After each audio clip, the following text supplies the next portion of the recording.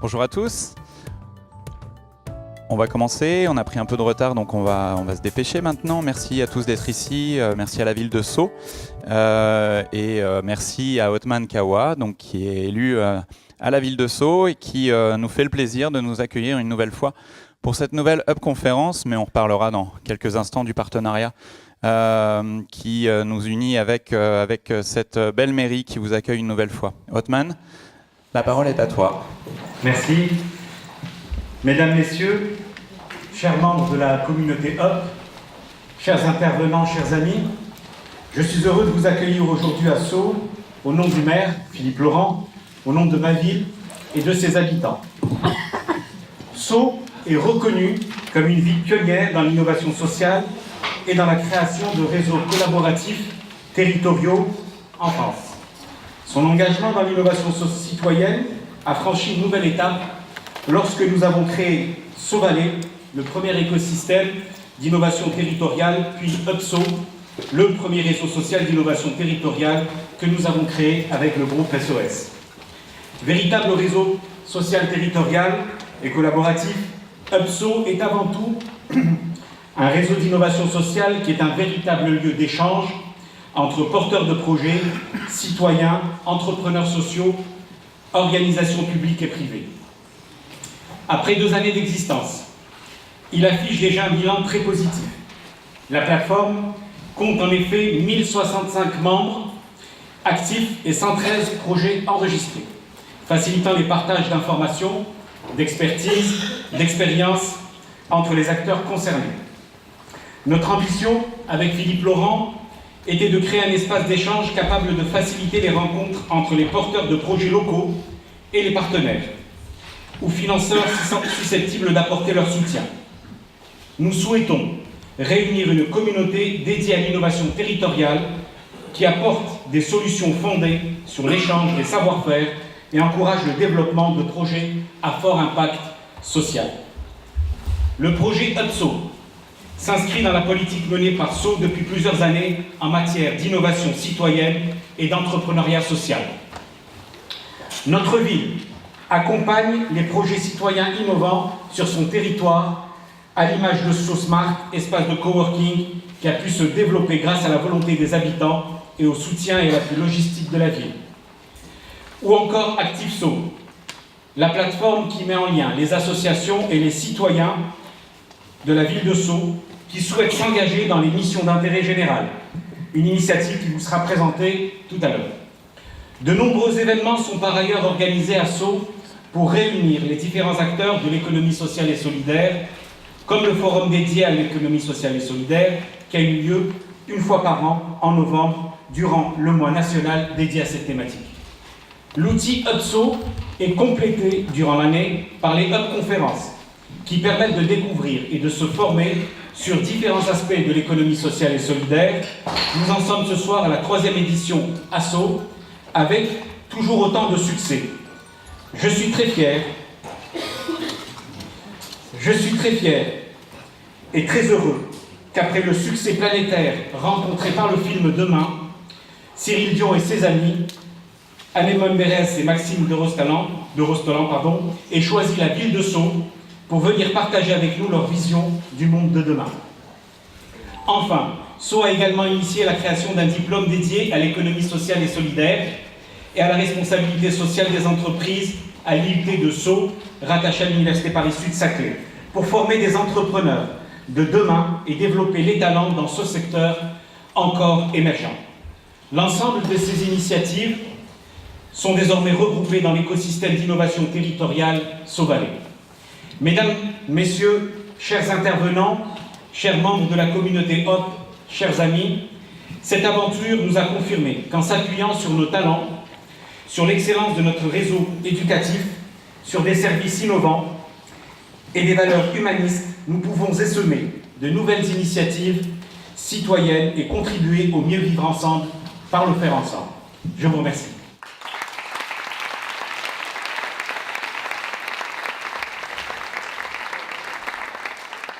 Merci Othman et la ville de Sceaux qui illustre le fait que les élus, les collectivités peuvent jouer leur rôle et ont dans ce changement auquel on aspire tous. Je m'appelle Nicolas Froissart, je suis vice-président du groupe SOS. Je vais vous dire 2 mots vraiment très vite parce qu'on a pris du retard déjà sur ces événements qui vous rassemblent toutes les semaines. Vous avez des slides qui passent, c'est un peu original, c'est pas derrière moi mais c'est à gauche et à droite. Vous dire un petit mot de Up et des événements comme les Up conférences ce soir. Ça fait 4 ans qu'on se réunit quasiment toutes les semaines à Paris et de plus en plus un peu partout en France pour inventer l'innovation sociale et répondre tous ensemble aux enjeux de demain. On considère, comme beaucoup, et on en reparlera sans doute ce soir, qu'il n'y a pas finalement une catégorie d'acteurs, un mouvement qui aujourd'hui a les solutions face à des enjeux qui sont extrêmement complexes, mais que les solutions elles vont venir justement d'une co-construction, d'une réflexion, d'un échange entre les entreprises sociales, les associations, le monde académique, les élus, les collectivités, les acteurs publics, etc., etc. Et ce que vous incarnez sans doute, vous tous qui êtes ici ce soir. Vous avez eu quelques photos, quelques intervenants, c'est passé très vite, mais on a eu le plaisir d'avoir ces derniers mois ou ces dernières années le prix Nobel d'économie Joseph Stiglitz, Younous le prix Nobel de la paix, Hélène MacArthur qui nous avait fait le grand plaisir d'être parmi nous. On a eu Edgar Morin, Hubert Reeves, autant de personnalités auxquelles on croit et qui nous inspirent au quotidien, mais l'idée c'est aussi de pouvoir mettre en avant des porteurs de projets, peut-être moins connus, mais qui nous semblent incarner ce monde de demain dont on va parler ce soir. Évidemment, un grand merci à nos partenaires que vous voyez, et donc le groupe SOS que je représente ici, qui a lancé ces événements avec l'ensemble des partenaires qui apparaissent. Première entreprise sociale européenne et qui, par ces événements, essaye aussi de faire connaître ce qu'on fait tous au quotidien, c'est-à-dire de l'innovation. Pas forcément technologique, même si les gens pensent souvent à l'innovation comme étant techno, mais l'innovation, c'est aussi sur le terrain apporter des solutions concrètes sur tous les enjeux de société. Des productions, ça vous les retrouverez, beaucoup de vidéos, un MOOC, un livre qui s'appelle Up to You aux éditions Rue de l'Échiquier. Vous retrouverez tout ça sur le site internet des Up Conférences et de Up Campus, le réseau social. On est environ 100 000 aujourd'hui sur ce réseau social, donc l'idée c'est, en plus de nos événements, de pouvoir continuer à échanger entre nous avant, pendant, après ces événements, de pouvoir proposer un projet. Il y en a plus de 1000 aujourd'hui, et que chacun puisse apporter aussi son aide aux porteurs de projets qui nous font l'amitié de le présenter, de présenter leur projet sur ce réseau social. Et puis Othman en parlait, UPSO, qui était le premier réseau social territorial qu'on a créé avec une ville, en disant que peut-être que l'avenir, comme beaucoup de choses, mais pour les réseaux sociaux aussi, ça passe par le local. Et le fait, et on va sûrement aussi, là aussi beaucoup en parler ce soir, le fait de pouvoir travailler tous ensemble à un monde meilleur, chacun à son échelle, et notamment au niveau local, c'est évidemment extrêmement important. Et on a fait Up Metz, Up Lille, Up Clermont-Ferrand, Up Paris, et voilà. Et on continue. Et si vous n'êtes pas parisien ou si vous habitez pas Sceaux, mais que vous avez envie de créer avec nous un réseau social au niveau de votre collectivité, de votre ville, eh ben vous nous le dites et on le fait. Ça c'est voilà, si vous êtes citoyen et que vous avez envie de vous engager. On crée de plus en plus aussi avec vous les événements. On a beaucoup de personnes qui viennent dans nos événements qui nous disent faudrait parler de ça, faudrait inviter un tel. Et c'est vrai que pour nous en plus c'est reposant, parce que du coup on reprend vos idées. Les entreprises évidemment ont leur rôle à jouer. Donc là aussi, si vous voulez inventer, si vous représentez une entreprise et que vous voulez inventer des événements avec nous, n'hésitez pas. Et les collectivités, comme on le fait ce soir, et notamment avec les réseaux sociaux territoriaux. C'est pas parce qu'on a un réseau social qu'on est sectaire, même si, à vous de voir si vous pensez que Facebook et Twitter sont l'avenir des réseaux sociaux. Néanmoins, ils comptent un peu aujourd'hui, donc n'hésitez pas à tweeter notamment. Le hashtag c'est UpConf ce soir, et puis sinon à suivre les UpConférences sur Facebook et sur Twitter.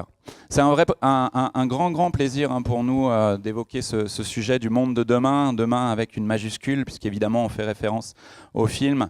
Cyril, merci beaucoup d'être ici. Je crois que ça fait beaucoup de bien à tous les acteurs aussi qui travaillent depuis plus ou moins longtemps.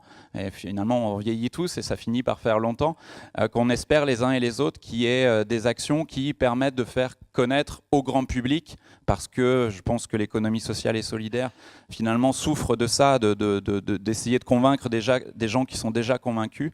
Et ça faisait très longtemps qu'on avait envie tous que enfin une initiative permette de faire connaître tout ce que beaucoup de gens dans l'ombre souvent font de très bien pour améliorer notre société, la rendre plus agréable pour tous, plus durable évidemment.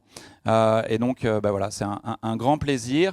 Et avant d'accueillir nos intervenants, je suis sûr que vous avez tous vu évidemment demain. Néanmoins, on va revoir la bande-annonce pour se remettre dans l'ambiance.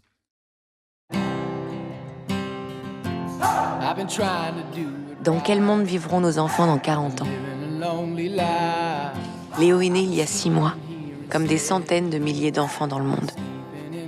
Et jamais la situation écologique n'a été aussi grave. Alors qu'est-ce qu'on va leur dire à nos enfants? Qu'il n'y a aucune solution? C'est ça qu'on va leur dire? Pendant 7 ans, j'ai dirigé une ONG. J'ai essayé par tous les moyens de montrer que nous devons changer nos façons de vivre, sans quoi nous courons à la catastrophe. Mais les gens ne veulent plus qu'on leur dise que les choses vont mal. Tout va déjà trop mal. On s'acharne à répéter, mais ça ne sert à rien. Alors nous avons décidé de tenter quelque chose de nouveau.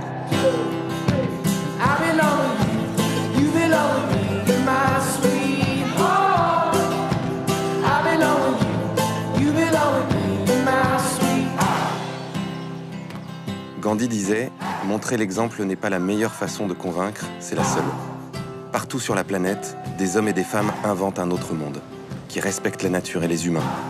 D'autres façons de faire de l'agriculture, de l'économie, d'autres formes d'éducation, de démocratie. Je connais beaucoup d'entre eux, j'ai enquêté sur leurs solutions, j'ai collecté tellement de matière, tellement de choses qui pourraient nous donner envie de faire mieux, d'être plus intelligents. Nous allons prendre la route et nous allons les filmer. Raconter leur histoire, notre histoire, l'histoire de nos enfants, de notre futur. Rien n'est plus puissant qu'une histoire qui nous fasse rire, pleurer, qui nous donne envie de nous retrousser les manches. Pour la première fois, nous allons mettre toutes ces solutions bout à bout et montrer à quoi notre monde pourrait ressembler. Demain.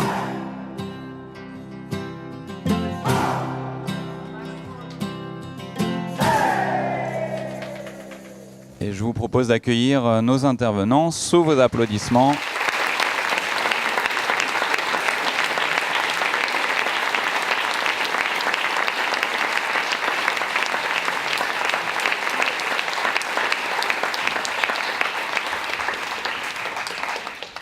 Merci beaucoup à tous les trois d'être ici. Un petit sondage. Qui n'a pas vu le film Demain? Non, je plaisante. Ah, il y en a quelques-uns quand même. Merci Cyril d'être ici. Si tu veux bien, on va commencer par toi. Peut-être par te présenter aussi, parce que évidemment beaucoup de gens te connaissent via ce film Demain, hein, je le disais, qui a évidemment comblé tous ceux qui voulaient que ces sujets dont on va parler ce soir soient davantage connus du grand public. Et puis c'est une belle réussite puisqu'il a obtenu un César. Donc c'est quand même une consécration, même si on va parler aussi de demain, là aussi, des suites qu'on peut espérer pour l'après. Mais tu as fait et tu continues à faire plein de choses.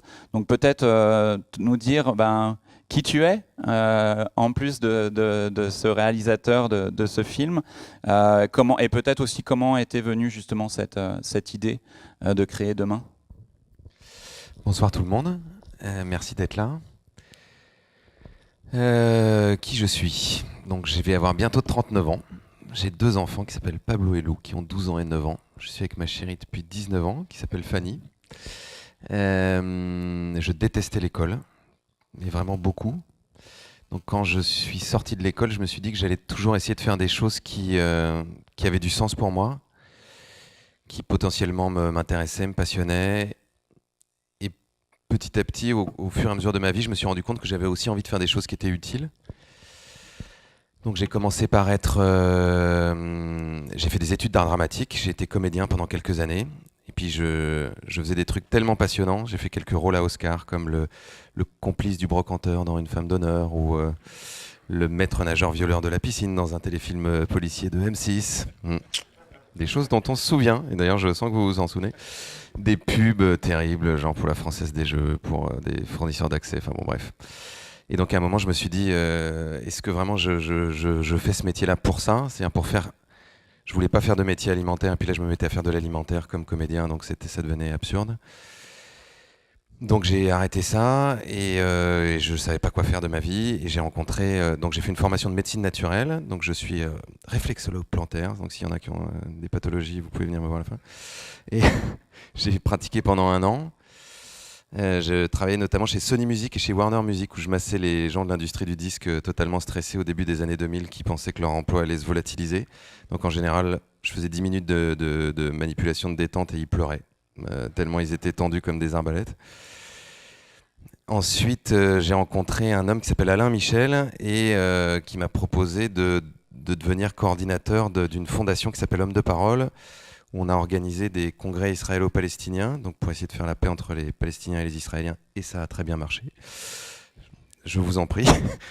Et, et ensuite, on a organisé le premier et le deuxième congrès mondial des imams et des rabbins pour la paix à Bruxelles et à Séville. Et ensuite j'ai arrêté de faire ça parce que c'était très désespérant quand même. Pour plein de raisons que j'ai pas le temps de développer, mais si ça vous intéresse on en parlera tout à l'heure. Et on m'a proposé à ce moment-là de créer un mouvement autour des idées de Pierre Rabhi qui est devenu le mouvement Colibri. Donc il y a fin 2006 on était 2 ou 3 voilà, à se creuser la tête en se disant si un jour on arrivait à ce que Pierre Rabhi passe au JT de TF1 ou de France 2, ce serait vraiment incroyable. Voilà. Et maintenant ça fait rigoler parce qu'on le voit relativement souvent, mais à l'époque je vous assure que ça avait l'air d'être totalement de la science-fiction. Et chemin faisant, donc j'ai dirigé Colibri pendant 7 ans, pendant lesquels j'ai cofondé un magazine qui s'appelle Kaizen, qui est un magazine qui montre tout un tas d'initiatives qui participent à transformer la société. Une collection de livres chez Actes Sud, que j'ai créé avec le mari de notre nouvelle ministre de la Culture, donc, puisque pour ceux qui ne le savent pas, donc Françoise Nyssen est la nouvelle ministre de la Culture et c'est la dirigeante d'Actes Sud, avec Jean-Paul Capitani. Et donc cette collection s'appelle Le Domaine du Possible, avec l'idée, là aussi, de donner la parole à des gens qui tâchent de construire une société plus écologique, plus humaine. Et j'ai fait un burn-out en 2012, parce que à ce moment-là, donc, je dirigeais Colibri, Kaizen, la collection de livres, j'écrivais un roman, j'ai commencé à écrire demain. J'ai 2 enfants, j'avais 2 enfants, mais je les ai toujours en fait. Et voilà. Et à ce moment-là, j'ai repris une. Je vous raconte un peu ma vie, hein, de toute façon, c'est ça que vous me demandez. J'ai repris une thérapie pendant 9 mois. Et voilà. Et à l'occasion, je me suis rendu compte que j'avais besoin de créer, en fait, que c'était ça qui était le plus fort chez moi. Et j'avais commencé à écrire Demain, et je me suis dit, bah, tiens, en faisant Demain, c'est une façon de réconcilier mon besoin créatif et mon besoin d'être utile. Voilà. Et pourquoi j'ai eu l'idée de faire ce film? Parce que ça fait des années que j'avais envie que ce film existe au cinéma, j'avais envie de le voir en fait. Je crois qu'on a fait le film qu'on avait envie de voir. Tu ressentais cette frustration qui quand même, qui est très présente quand même dans notre secteur, qu'on l'appelle économie sociale et solidaire, peu importe, mais est-ce que tu ressentais ça? Tu as voulu être aussi peut-être un peu l'ambassadeur de ça, parce que c'est quelque chose qu'il est toujours un peu d'ailleurs, mais qui était quand même très présent. Moi, j'en avais marre de parler toujours aux mêmes personnes, c'est sûr. C'est-à-dire, j'avais l'impression qu'on était dans une espèce de petit cercle d'entre-soi et que si on voulait vraiment essayer d'avoir un impact important sur la société, il fallait aller au-delà de ce cercle et parler à des personnes qui s'en foutaient ou qui se posaient vaguement des questions, mais qui étaient absolument pas militants. Et donc, quand on a fait Demain, c'était vraiment une préoccupation majeure. C'est-à-dire, même pendant tout le montage, c'était comment est-ce qu'on fait un film qui soit suffisamment pédagogique, qui soit suffisamment sexy, entre guillemets, suffisamment pop, pour que les gens aient envie d'aller le voir au cinéma, de passer un bon moment de cinéma en le voyant, en plus d'apprendre plein de choses, d'être en contact avec un certain nombre de gens qui portent des initiatives formidables, et de raconter une histoire qui pourrait être l'histoire du monde de demain. Et pour moi, ça c'est une des choses peut-être les plus importantes, et on aura sans doute l'occasion d'en parler plus, mais pour moi la notion de récit, de proposer des récits différents, d'essayer de transformer notre imaginaire, c'est sans doute la chose la plus importante qu'on peut faire en ce moment. Sachant que raconter des histoires, construire des récits, on peut le faire de 1001 façons, tout est histoire, tout est récit. Quand on a fait ce film, en fait, on a été très influencé par un livre de Nancy Houston qui s'appelle L'espèce fabulatrice, qui est un essai, et qui en gros part du postulat que l'être humain est une des seules espèces à notre connaissance qui sait qu'elle va mourir. Donc qui a conscience de son existence comme quelque chose qui a un début, un déroulement et une fin. Et que ça, c'est le propre d'un récit. Et elle dit que notre cerveau d'humain est constitué de façon à passer son temps à construire des récits, à agréger un certain nombre de faits, d'événements, de leur donner du sens et de raconter des histoires. Donc quand on se présente à quelqu'un, par exemple, comme je viens de le faire, on va sélectionner un certain nombre de faits, on va les mettre dans un certain ordre, avec un certain point de vue, et ça va être une histoire, on va se raconter. Quelqu'un d'autre pourrait parler de moi, raconter des choses complètement différentes, et j'aurais l'air d'être une personne absolument autre. Elle va jusqu'à dire que les nations sont des constructions. On parle de récits français, on a beaucoup parlé de récits français dans ces élections. Quand on a commencé à parler de la France, au moment de Clovis, etc., le peuple français n'existait pas. Mais le récit, l'histoire que Clovis a proposée en disant le peuple français, etc., a été suffisamment puissante pour que ça crée ensuite quelque chose dans la réalité.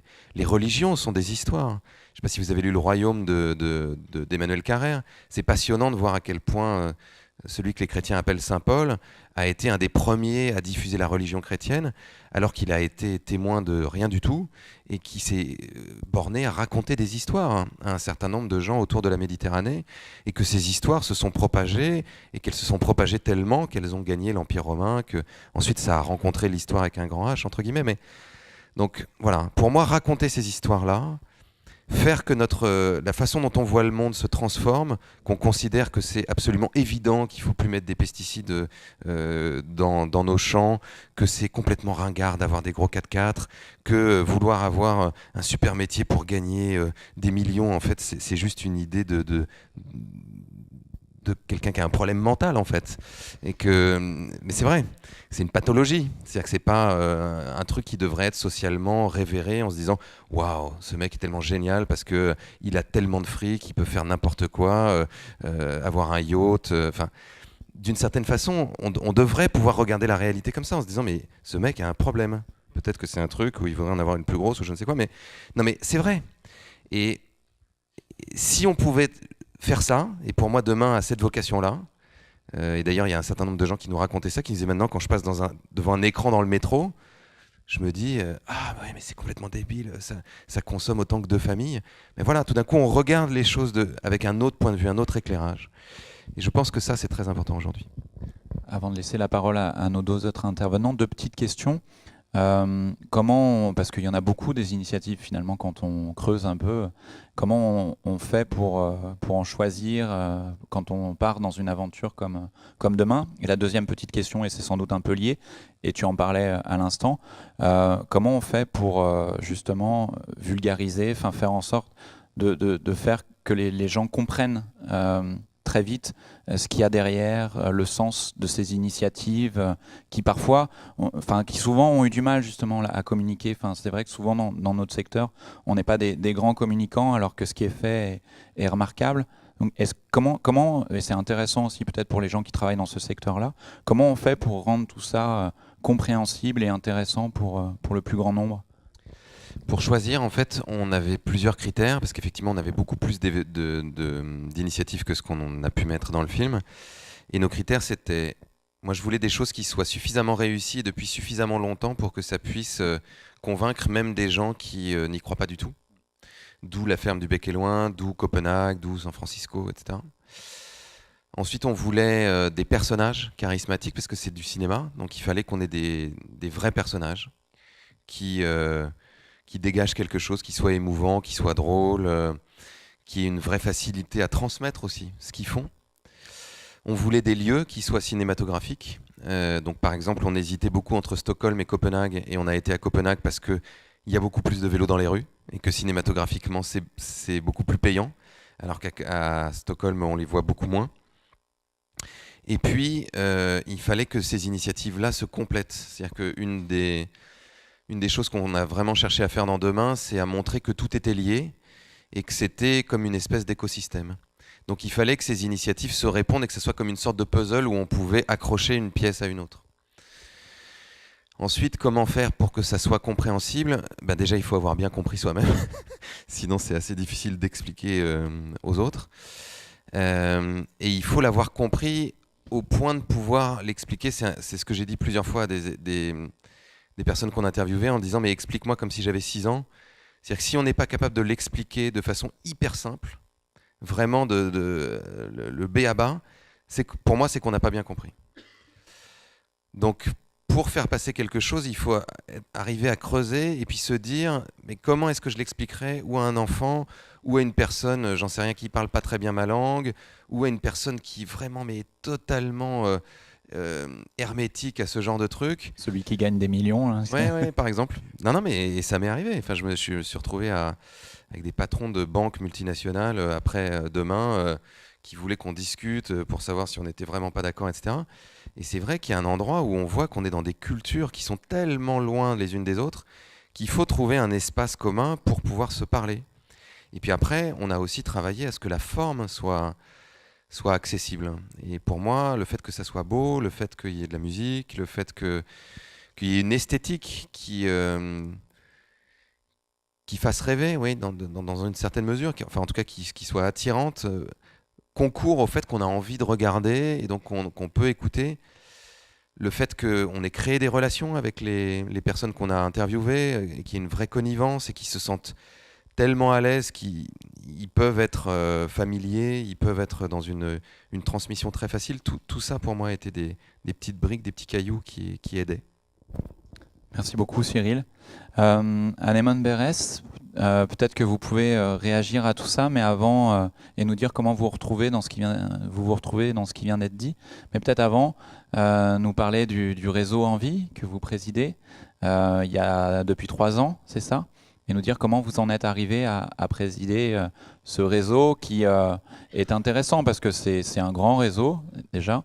On parlera peut-être de changement d'échelle aussi pour ces initiatives pendant cette conférence. Et en plus, Envie est au carrefour de pas mal de sujets. L'emploi, puisqu'il y a de l'insertion, l'environnement, puisque c'est du recyclage. Vous me disiez tout à l'heure que vous faisiez depuis plus de 30 ans de l'économie circulaire sans le savoir. Comment en êtes-vous arrivé à présider ce réseau ? Alors, je vais réagir en contrepoint, puisque comme l'a très justement dit Cyril, ce qui compte, c'est un peu les récits qu'on a envie de tisser. Et je pourrais faire un récit presque un petit peu en noir et blanc de ce que Cyril vient de dire, et je pense que ce serait amusant. Mais j'ai pas envie de parler de moi tout de suite, j'ai d'abord envie de parler Envie. Tu l'as dit, Nicolas, c'est un grand réseau. Et je pense que c'est d'abord ça dont moi j'ai envie de témoigner ici, dont je suis absolument pas à l'origine, je suis strictement passeur et j'aime beaucoup cette idée. Envie a été créée il y a plus de 30 ans. Quand je suis arrivée à la tête de ce réseau, on célébrait, enfin on n'allait pas célébrer d'ailleurs, justement, personne ne voulait célébrer au sein d'Envie ces 30 ans, et moi parce que ça fait partie de cette armée de l'ombre qui justement n'ose pas trop dire c'est formidable, on est totalement pionniers, on fait des choses qui ont besoin d'être vantées et méritées. J'ai dit non, c'est pas possible, on va pas ne pas fêter les 30 ans d'Envie, et on a inventé une ligne qui est 30 ans d'avance, parce que c'était pas intéressant de raconter 30 ans de passé, mais c'était effectivement de montrer que cette idée incroyablement novatrice, moi j'ai l'habitude de dire qu'Envie a pratiquement inventé l'économie circulaire, elle a encore aujourd'hui 30 ans d'avance, et j'espère à titre personnel juste un des passeurs qui va l'aider à se projeter dans le siècle qui est devant nous.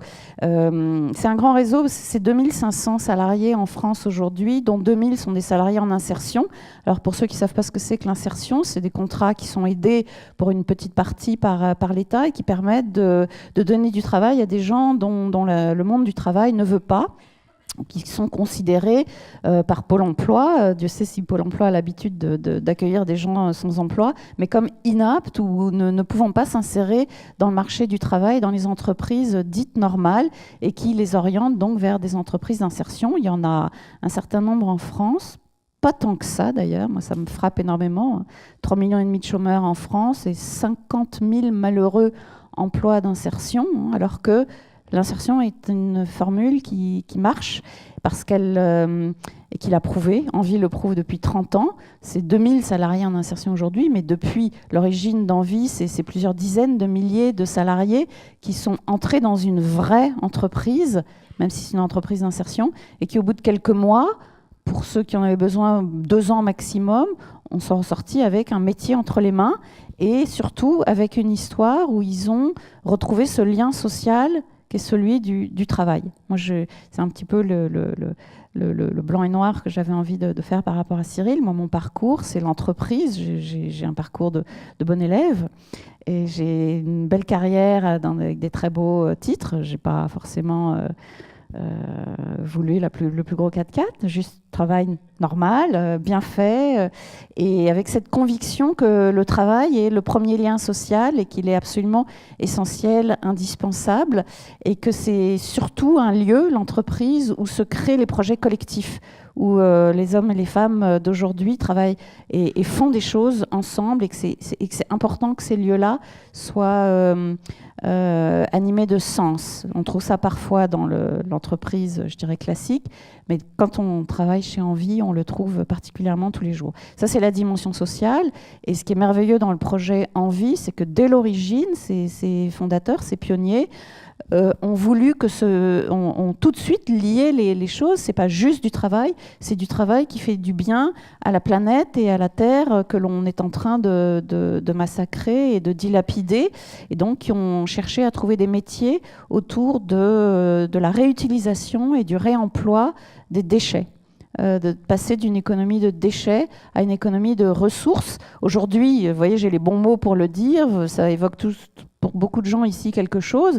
Imaginez dire ça il y a 33 ans, déchets, ressources, de quoi elle parle, gaspillage, qu'est-ce que c'est que cette chose.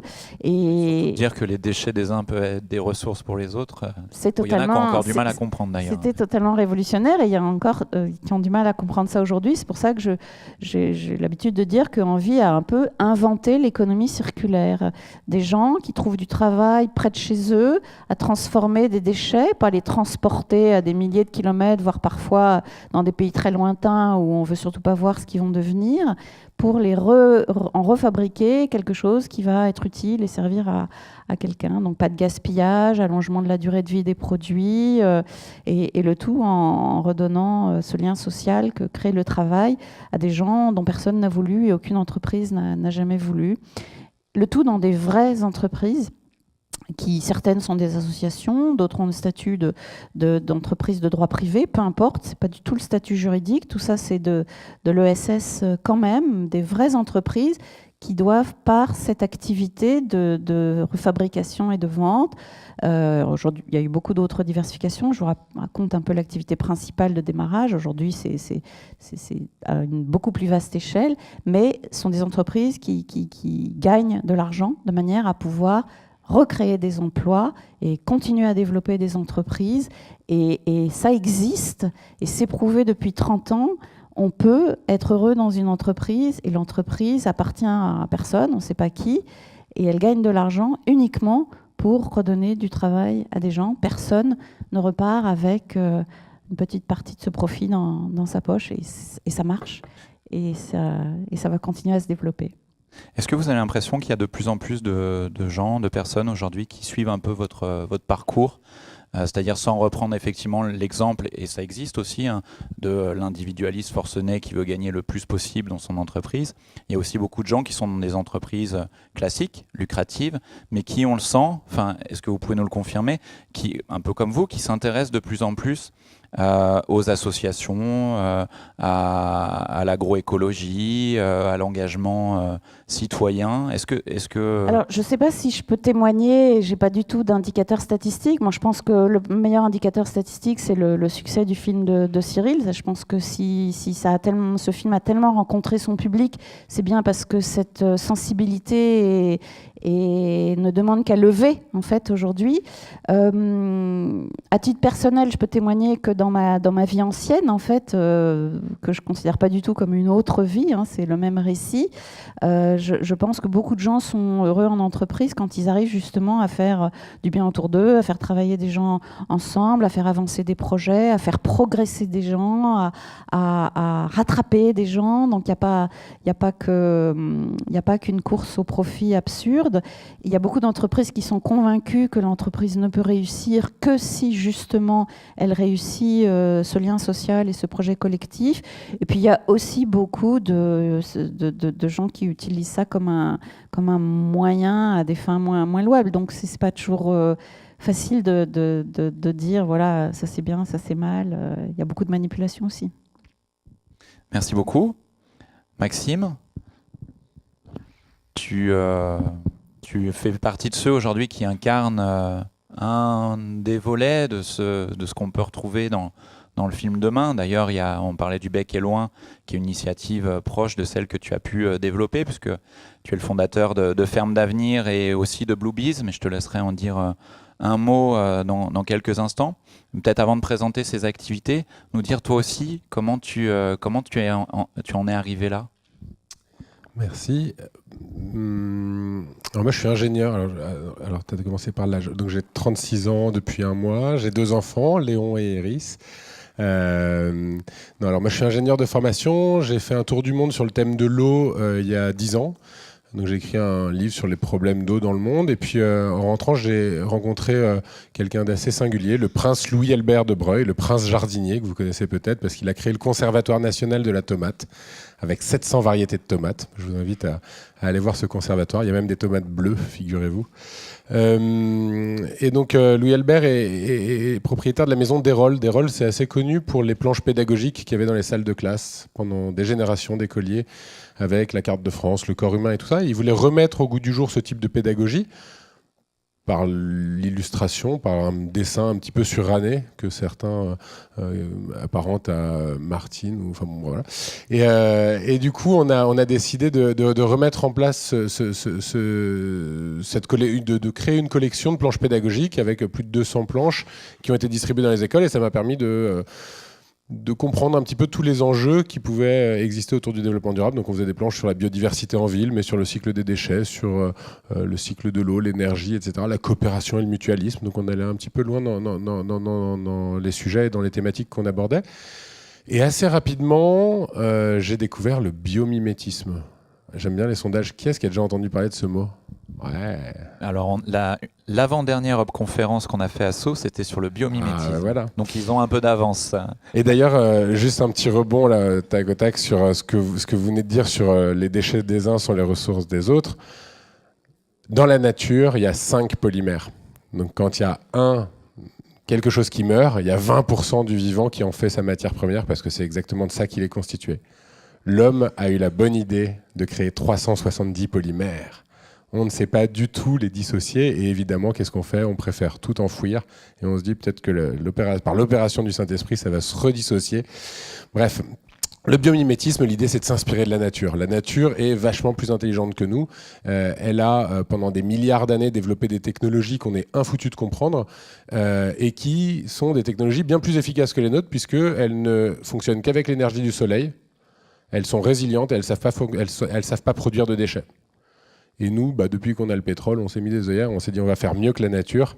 Et en 150 ans, on a sorti tout le pétrole qui avait mis des milliards d'années à s'accumuler. Et on pense qu'on va réussir à y survivre. Je sais pas, en tout cas, il va falloir inventer la suite. Demain ou maintenant, je sais pas. Et donc du coup, du biomimétisme, je suis arrivé assez naturellement à la permaculture, parce que la permaculture, si on veut le faire simple, c'est le biomimétisme appliqué à l'agriculture.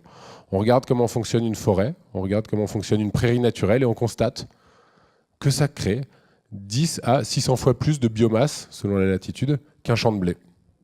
Ça crée 10 à 600 fois plus de matière, sans irrigation, sans intrants, sans énergie, sans déchets, sans chômage. Ça fonctionne vachement mieux. Et donc, l'idée, c'est de dire, là, je suis allé à la ferme du Bec et Loin, que vous pouvez découvrir, entre autres, dans le film de Cyril. Et donc en 2010, j'ai passé pas mal de temps là-bas, et de dire mais comment est-ce qu'on fait pour transformer la Beauce en Bec et Loin ? Vous avez vu, le Bec et Loin, c'est quand même un jardin d'Éden, c'est luxuriant, tout est beau, tout se mange. On se dit mais c'est formidable. Pourquoi la Beauce ne ressemble-t-elle pas à ce jardin luxuriant ? Et donc là, le directeur de recherche, qui d'ailleurs a rendu le Bec et Loin célèbre par cette étude qui prouve l'efficacité de ces techniques, me dit tu sais, moi je ne sais pas comment est-ce que on peut transformer la Beauce en Bec et Loin. En revanche, je suis sûr que ici on étudie un système qui est en place et qui donne un vrai horizon d'espoir. En revanche, ce qui manque, c'est la phase d'installation ou de transition qui n'a pas été vraiment étudiée. Et ce ne serait pas idiot de l'étudier parce que c'est justement cette phase transitoire qui sert d'alibi à tous les lobbies et tous les partisans du modèle dominant pour ne rien changer. Et donc il dit ce serait bien. Et puis si jamais un urbain voulait bien le faire, ce serait pas mal parce qu'en fait il y a de moins en moins de ruraux. Et donc il va falloir, si jamais on veut remettre des agriculteurs dans les champs, que des gens de la ville aillent à la campagne. Et malheureusement, ou heureusement, j'en sais rien, j'étais tout seul dans cette pièce au moment où il a dit ça. Et donc j'ai dû saisir la perche qu'il me tendait. J'ai donc été me former, j'ai fait un BPREA, donc brevet professionnel de responsable d'exploitation agricole, en maraîchage bio. Et j'ai monté le réseau Ferme d'Avenir, d'abord qui n'était à l'origine qu'un projet, autour d'une micro-ferme expérimentale qu'on a créée donc à côté du Conservatoire de la Tomate en Touraine. Ça fait 2 bonnes raisons d'aller à Montlouis-sur-Loire. Et donc on a créé cette ferme sur 1,4 hectare avec comme ambition ou comme pari de prouver que l'agriculture naturelle pouvait être plus rentable que l'agriculture chimique, qui n'est pas rentable. L'agriculture chimique n'est pas rentable.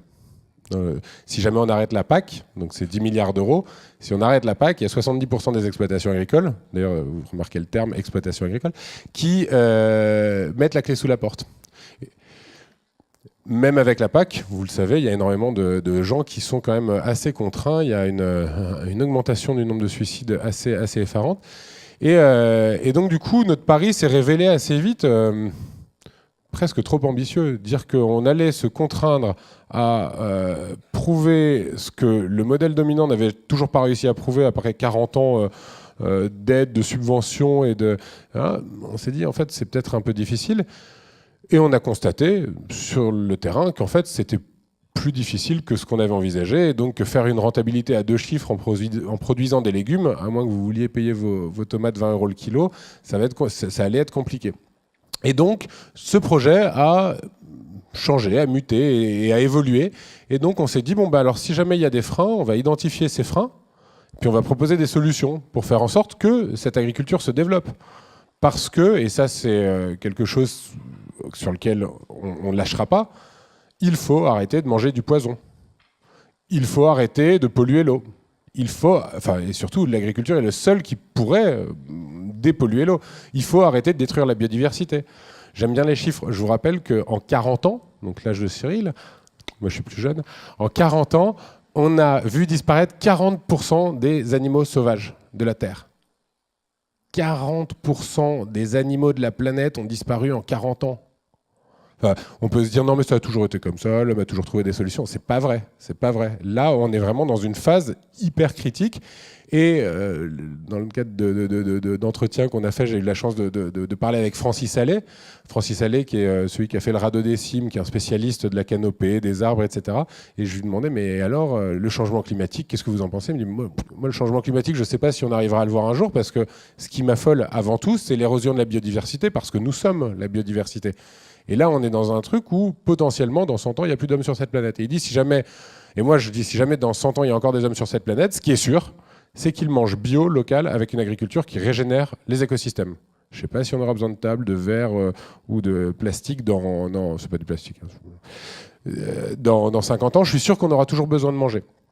Et donc Olivier de Schutter, qui a été rapporteur principal pour la FAO, donc la Food and Agriculture Organization, vous avez vu mon accent, auprès de l'ONU, après 5 ans d'études, après 5 ans d'enquête partout, a dit l'agroécologie n'est pas une solution, c'est la seule. C'est la seule. Donc nous faire croire qu'on pourra se nourrir, qu'on ne peut pas se nourrir avec du bio, c'est juste un mensonge. Je rappelle que 90% des agriculteurs dans le monde n'ont pas de tracteur. Ce qu'on voit nous dans nos campagnes, ça ne nous nourrit pas, ça n'est pas viable. D'ailleurs, ça ne nous nourrit pas, c'est pour les réservoirs de nos voitures, c'est pour nourrir le bétail, mais c'est pas pour nous nourrir nous. On importe 4 milliards d'euros de fruits et légumes par an en France. Et il y a 5 millions de chômeurs. C'est quand même un peu vous. Donc voilà, donc on a monté ce projet, et de ce projet qui était une expérience de terrain, la ferme se visite toujours, on va atteindre l'équilibre économique, hein. On va y arriver, c'est pas simple parce que se battre contre un baril à $50 et des énormes tracteurs qui sont largement subventionnés, c'est pas facile. Surtout que si jamais on veut salarier les gens, il faut qu'ils travaillent 35, 39 heures. Moi, ma sœur est agricultrice, elle bosse pas du tout 35 ou 39 heures, elle bosse 70 heures par semaine. Et voilà. Et donc du coup, de ce projet initial, on a dit maintenant on va faire de la formation, de la sensibilisation, et on va essayer de faire du lobbying citoyen parce que il faut juste comprendre que si l'agriculture chimique prédomine aujourd'hui, c'est que la conjoncture a été faite où il y a une concurrence totalement déloyale qui a réussi à se mettre en place par des milliers. Il y a 2000 lobbyistes à temps plein à Bruxelles qui travaillent sur ces questions-là, qui aiment bien d'ailleurs peut-être les 4x4, hein, ils aiment bien peut-être des gros 4x4, ces gens-là. En tout cas, ce qui est sûr, c'est qu'ils ne se préoccupent pas vraiment des générations futures, et ils arrivent à faire passer des lois qui sont favorables à tout ça, à leur agro-industrie, et donc ils externalisent les coûts. Désolé, il y a des enfants, c'est des termes un peu compliqués, mais en gros, ils payent pas, enfin, ils sont aidés. C'est nous qui payons la dépollution de l'eau, la réparation des maladies, le climat qui se dérègle. C'est nous qui le payons dans nos impôts, et ils ont réussi à faire croire qu'en fait ça ne devait pas être imputé au prix de leur production à eux. Donc voilà, donc c'est un projet un petit peu ambitieux, et donc qui a un volet politique, c'est clair, il faut rétablir cette distorsion de concurrence, et donc il faut maintenant dire que ce qu'on veut, c'est ne plus s'empoisonner, c'est ne plus polluer l'eau. C'est ne plus dérégler le climat, c'est au contraire faire tout le contraire. Et en permaculture, on dit le problème, c'est la solution. Et l'agriculture qui aujourd'hui concentre énormément de responsabilités sur les mots dont on vient de parler, la biodive, la santé, l'eau, le climat, et ben en fait, c'est l'un des principaux alliés qu'on a aujourd'hui pour, au contraire, régler les problèmes.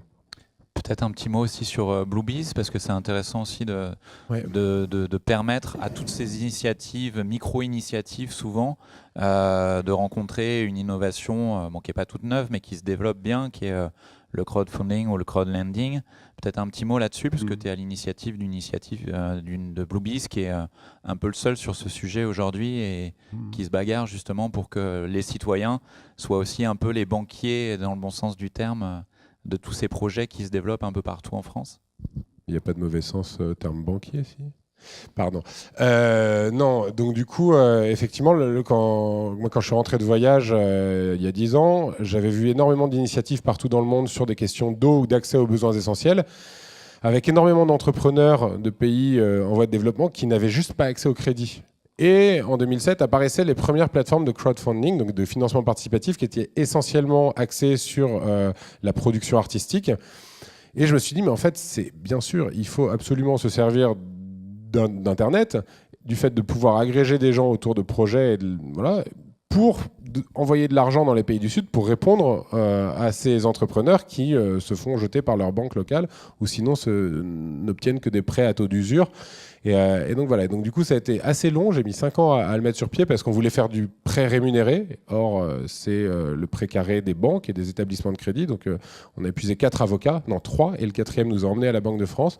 Au bout de 5 ans, il nous a dit ok, on a trouvé une astuce et on va pouvoir faire du prêt rémunéré. Donc les gens ont commencé à pouvoir prêter de l'argent sur des entrepreneurs.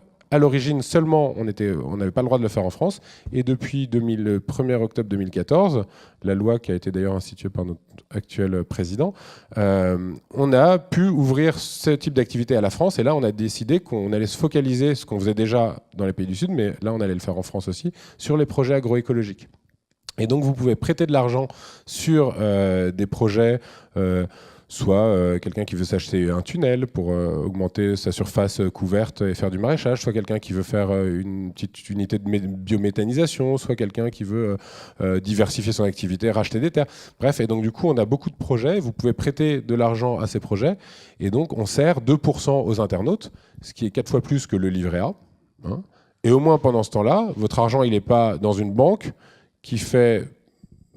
avec laquelle le banquier, on ne sait pas ce qu'il fait, mais moi j'ai entendu dire que certains banquiers étaient en train d'essayer de chercher s'il n'y avait pas encore un peu de pétrole sous la banquise, et ils le font peut-être avec vos sous. Au moins là, vous êtes sûr que ça va vers des gens qui font de l'agriculture bio, locale, etc.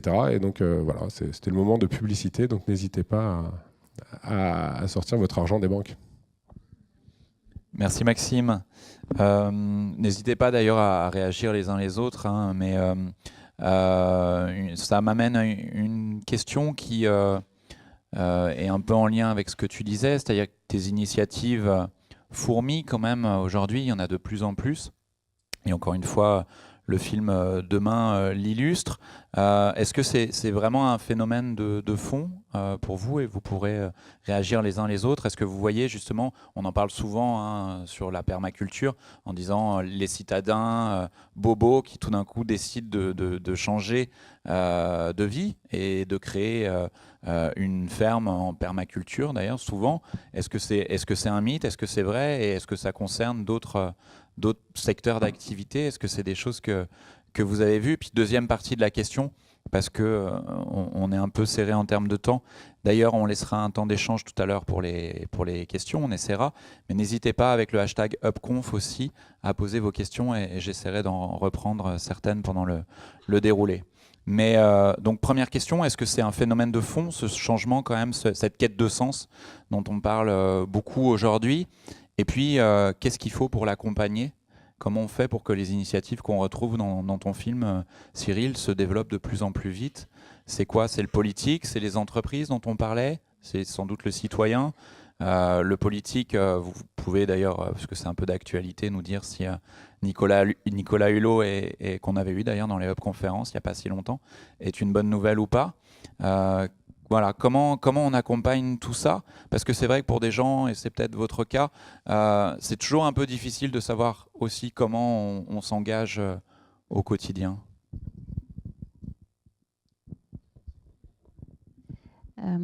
Moi, j'aime bien voir les verres à moitié pleins et pas à moitié vides. Et je pense qu'il y a pas mal de raisons d'espérer. Par exemple, je vais prendre un exemple. Je crois qu'il y a une grande surface alimentaire qui a arrêté d'acheter des œufs de poules élevés en batterie. Elle l'a pas fait par... je ne sais pas si c'est par conviction, peu importe. Je pense que la vraie raison, c'est que les clients commencent à regarder, les consommateurs commencent à regarder si c'est une poule, un œuf 0, 1, 2, 3 ou 4. Et que ça c'est des marqueurs qui sont quand même très, très, très, très forts. Je pense qu'on n'est pas prêt de se débarrasser des 2000 lobbyistes de Bruxelles, et qu'il y a tout ce qu'il faut pour continuer à produire des armées qui vont défendre l'industrie agroalimentaire. Mais il y a tous les consommateurs que nous sommes qui commencent vraiment à tracer une différence. Donc voilà, ça c'est une façon de voir une tendance qui sort un petit peu de l'étage des fourmis. Je pense qu'il y a quand même des mouvements qui se mettent en place. Après, de façon plus politique, je crois qu'il y a quand même un levier très très important, c'est la politique fiscale.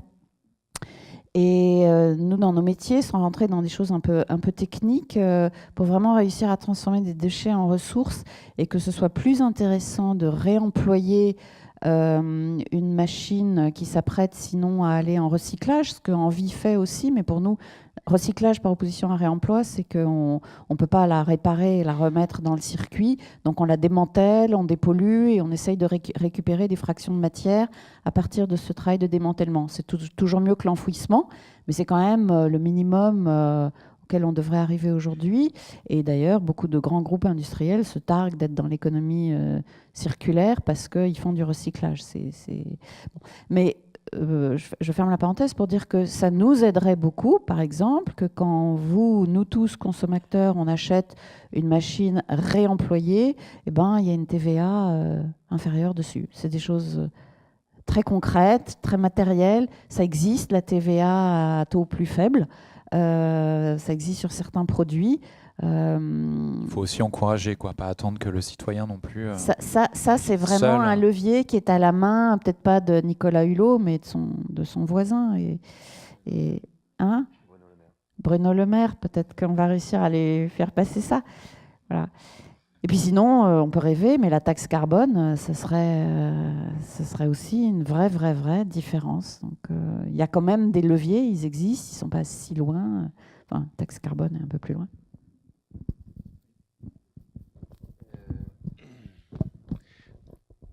Moi, je pense que tout ce dont on est en train de parler, c'est un des mouvements de fond qui est en train d'arriver. C'est pas le seul. D'ailleurs, on l'a vu un peu pendant ces élections présidentielles. Moi, je trouvais d'un côté que c'était très intéressant que le programme de Benoît Hamon, le programme de Jean-Luc Mélenchon reprennent énormément de choses qu'on dit depuis très longtemps. Sortir du nucléaire, sortir des énergies fossiles, aller vers l'agriculture biologique, ne pas prélever à la terre plus que ce qu'elle peut reconstituer, etc., etc. Finalement, on peut se dire qu'entre leurs 2 électorats et un bout de l'électorat d'Emmanuel Macron, on doit être à peu près à 30% de personnes, à mon avis, qui commencent à sentir que ces questions-là sont centrales et que c'est peut-être une voie justement pour résoudre un certain nombre de nos problèmes.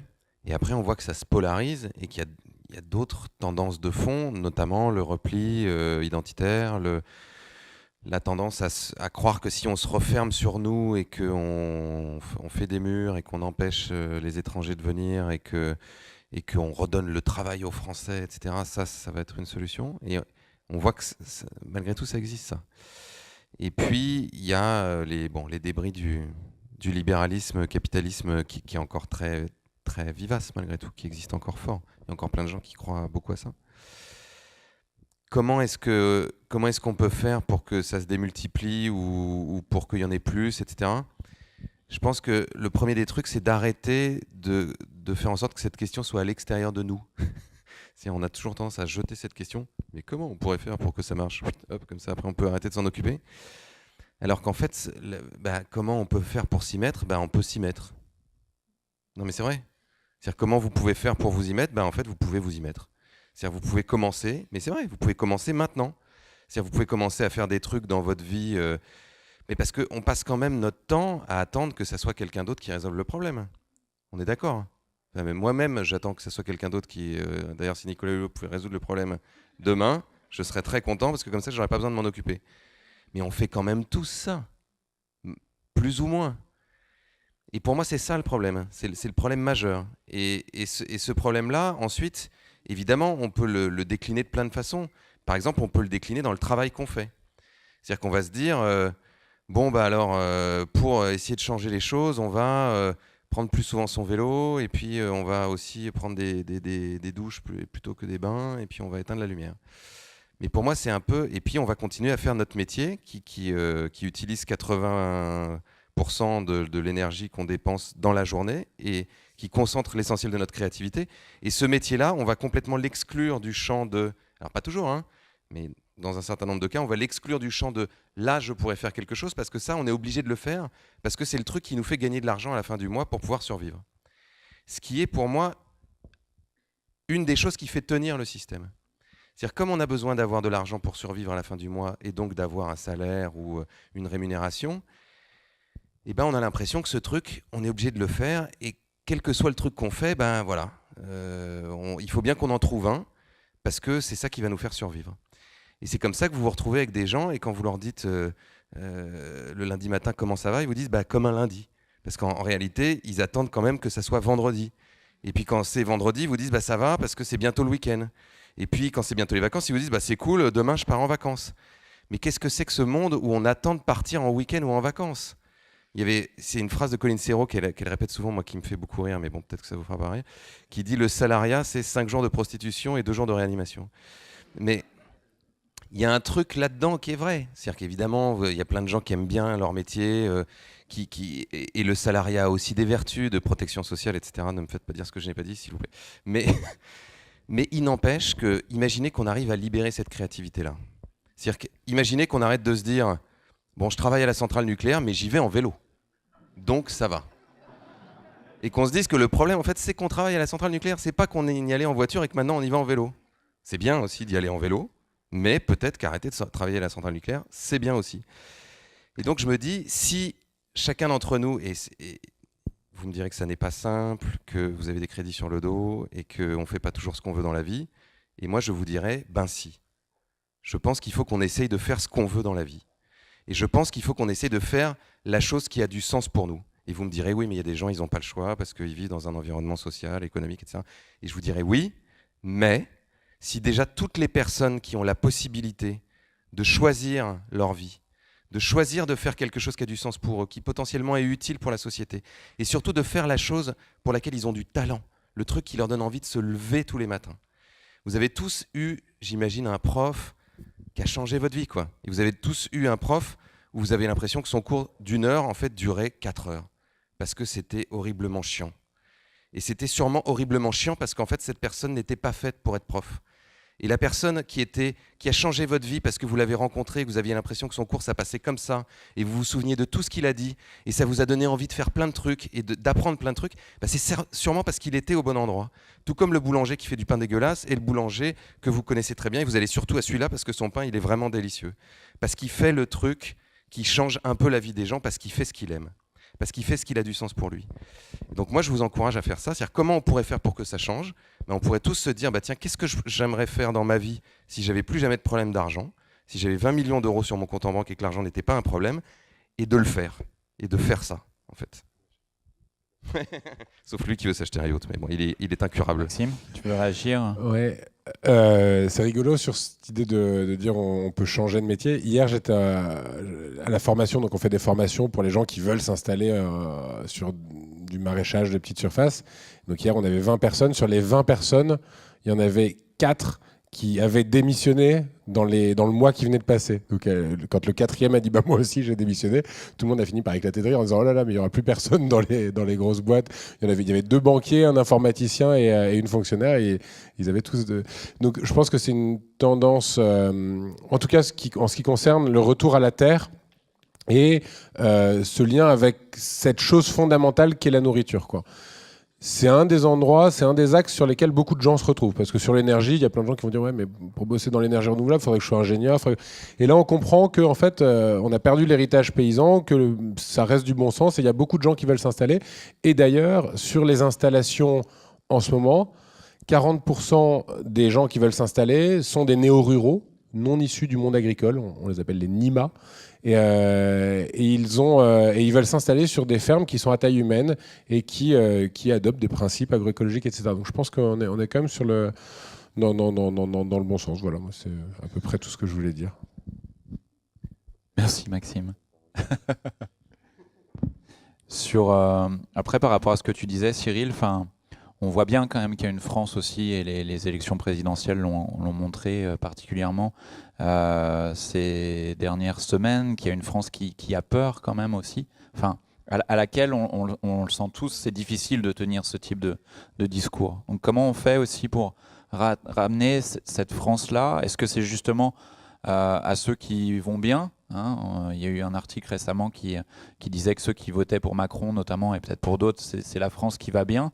Donc comment on fait pour que cette France qui va bien, et qui, je te rejoins, doit peut-être faire plus, s'engager, fonctionner peut-être un peu différemment, comment on fait à un moment donné pour qu'il n'y ait pas des gens qui non seulement ne pensent pas à s'engager parce que c'est vraiment pas le truc le plus urgent pour eux, mais qui ont juste peur de jamais trouver de boulot, perdre leur boulot. Tu remarqueras que j'ai dit ça à Sceaux. Tout va bien. Non, mais il y a plein de façons de le faire. C'est-à-dire que, d'une part... Oui, c'était facile. Bon, pardon, désolé. Bien, cool pas. D'une part, encore une fois, tous ceux qui ont la possibilité de le faire, s'ils le faisaient, ce serait déjà formidable et ça enclencherait un mouvement. Deuxièmement, là aussi, il y a des leviers institutionnels. On a parlé de façon hyper caricaturale du revenu de base pendant l'élection présidentielle. Moi, je persiste à croire que, bien appliquée, cette mesure pourrait être particulièrement intéressante pour assurer justement la survie de tout ce qui est alimentation, logement, soins, et que ça pourrait permettre à un certain nombre de personnes de passer d'un travail subi à un travail choisi. Justement parce qu'on libérerait, et là encore c'est une question de représentation sociale, c'est-à-dire est-ce que le travail c'est quelque chose qui est censé nous élever socialement, qui est un truc qui doit nous rapporter de l'argent, et que en fait avoir de l'argent sans avoir travaillé c'est quelque chose de profondément immoral, ou est-ce que, ce qui est possible, hein, ou est-ce qu'on considère que finalement, on est dans une société qui produit énormément de richesses et que répartir ces richesses à la base, au départ, pour permettre à chacun justement de libérer sa créativité, c'est un modèle de société qui peut fonctionner. Donc ça, je pense que c'est un levier. Et d'ailleurs, on le voit, c'est intéressant, on le voit chez certaines populations, on voit chez les populations retraitées, c'est-à-dire des gens qui sont sortis justement de l'obligation de travailler pour gagner de l'argent, qu'il y en a énormément qui s'impliquent dans des choses d'intérêt général. Et qu'ils le font parce qu'ils ont envie de trouver du sens, parce que ça leur apporte quelque chose en termes de lien social, en termes d'estime d'eux-mêmes, en termes d'impact que ça peut avoir sur leur environnement, etc. On le voit aussi dans des endroits qui sont, là pour le coup, assez paupérisés. Dans Détroit, dans Demain, on a filmé à Détroit et à Todmorden, où ils ont fait les incroyables comestibles, c'est-à-dire où ils plantent des légumes un peu partout en ville. C'est 2 endroits qui étaient vraiment ravagés par le chômage, 2 endroits où il y a eu une énorme désindustrialisation, et où une partie de la population, alors évidemment c'était pas tout le monde, mais une partie de la population qui était en détresse sociale, économique, etc., s'est mobilisée pour construire une réponse qui était à la fois solidaire, à la fois écologique, à la fois sociale, puisque ça a recréé du lien social, que toutes ces personnes se mettent ensemble à cultiver des parcelles. C'est devenu aujourd'hui des activités économiques, en tout cas à Détroit, où ce sont des fermes qui vendent leurs fruits et leurs légumes sur le marché, donc qui ont recréé de l'emploi. Ça a raconté une histoire. C'est-à-dire que cette ville a raconté une histoire qui a donné envie à plein de gens de venir s'y installer. Aujourd'hui, il y a tout un pan de la nouvelle économie, notamment les Fab Labs, qui s'est installé là-bas. Ce qui a attiré un certain nombre de grandes entreprises qui se sont dit « Ouh là là, mais c'est un endroit d'innovation incroyable, il faudrait qu'on regarde ce qu'ils font ». Et aujourd'hui, il y a des grandes entreprises qui essaient de copier ce qui se fait dans les Fab Labs de Détroit. Il y a plein d'artistes qui sont revenus aussi en se disant « Mais c'est cette ville qui était détruite, qui renaît de ses cendres, ça raconte quelque chose de fort, etc. » Donc là, on voit aussi la puissance des récits. Et puis dans les dernières choses qui sont possibles, c'est encore une fois de créer de la solidarité, c'est-à-dire de faire en sorte que ceux qui sont supposés être les plus privilégiés viennent en aide, ou en tout cas participent à aider les plus fragiles pour construire des choses, qu'on recrée de la diversité et de la mixité entre des endroits qui sont vraiment séparés les uns des autres. Et là, on voit aussi plein d'initiatives qui sont particulièrement intéressantes. Et cette hybridation-là, par exemple, entre la permaculture qui est venue de gens qui n'étaient pas forcément dans la merde, et des endroits, notamment il y a un gars qui s'appelle Ron Finlay qui va faire de la permaculture avec les jeunes dans les ghettos à Los Angeles qui sont addicts au crack, pour les reconnecter à la terre, à des choses concrètes, leur permettre, au lieu de faire le guet pour protéger ceux qui deal, de faire un truc qui les resocialise, qui leur redonne du sens. Donc il y a plein de façons. Enfin, je veux dire, c'est jamais une excuse de se dire, bah oui, mais comme il y a des gens qui sont pauvres, il faudrait que nous non plus, on va pas faire ce qu'on veut parce qu'il y a des gens qui peuvent pas faire ce qu'on veut. C'est une solidarité touchante, mais je sais pas si elle est vraiment utile. Est-ce que vous voulez réagir à ça? Et alors de l'autre côté de l'échelle, on demande, on en a déjà parlé un peu, mais comment mieux sensibiliser, intégrer les cadres dirigeants justement aussi dans ces démarches de long terme? Je vais réagir à la première question et puis pour faire un petit peu la mouche du coche parce que sinon on passera aux questions avec la salle. C'est pas drôle. Je voudrais prendre un autre point de vue que le point de vue utopiste, si tu m'autorises ce mot de Cyril. Et je pense que c'est très important qu'il y ait des utopies. Et ce sont des phares, en fait. Ça sert à nous secouer, à dire, ouais, il y a peut-être une lumière là-bas, il faudrait peut-être qu'on aille voir. Et tant mieux si on peut, là, ce soir, comme ça, à Sceaux, se dire, on va tous changer de travail et pas travailler pour gagner de l'argent, et l'argent arrivera d'ailleurs. Et bon, mais si ça, c'était pas si facile que ça, si on n'arrivait pas à le faire. Moi, je proposais une autre façon de répondre à la question, qui revient à ce que j'appelle l'économie circulaire. C'est en train de devenir un mot valise, fourre-tout, tout le monde en parle, tout le monde le revendique, on ne sait pas trop ce qu'il y a dedans. Moi, j'ai une conviction, c'est que c'est circulaire parce que ça tourne sur un circuit court. Et je crois que s'il y a des territoires en déshérence, s'il y a des populations qui sont effrayées dans la France d'aujourd'hui, autour de nous, peut-être pas exactement à Sceaux, mais quelques kilomètres plus loin, c'est tout simplement parce qu'il y a vraiment plus de travail, et il y a plus de vie, et il y a parfois plus de commerce, et il y a plus de lien social. Et qu'il y a des modèles de développement économique qui peuvent permettre de remettre du travail là où il y a les gens.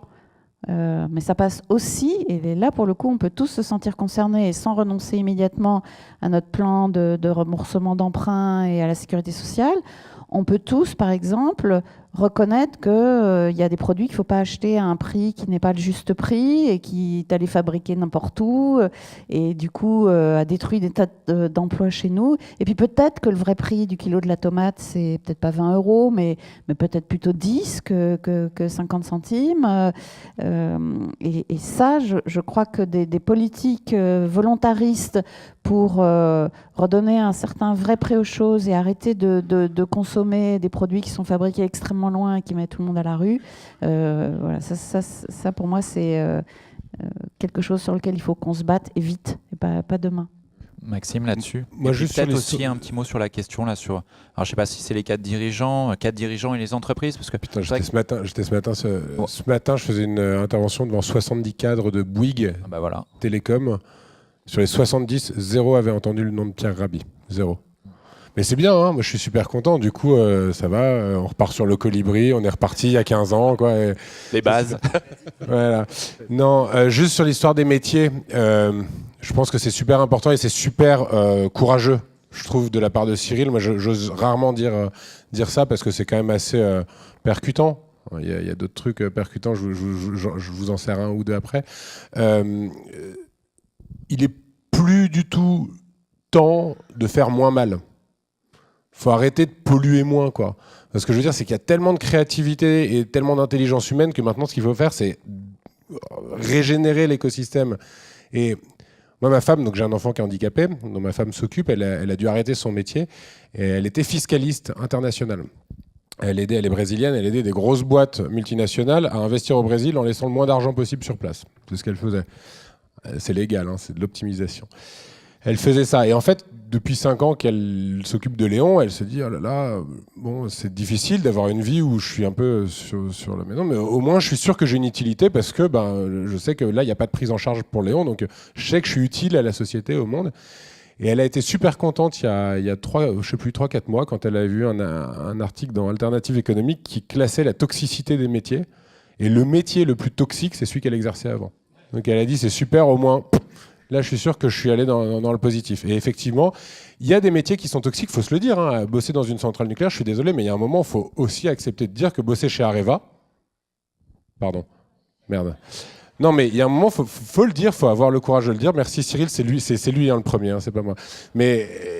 Et donc, il y a un moment où il faut vraiment... Et voilà. Et l'autre truc un peu percutant donc, qui découle de ça, c'est de dire qu'il faut savoir où est-ce qu'on met ses efforts.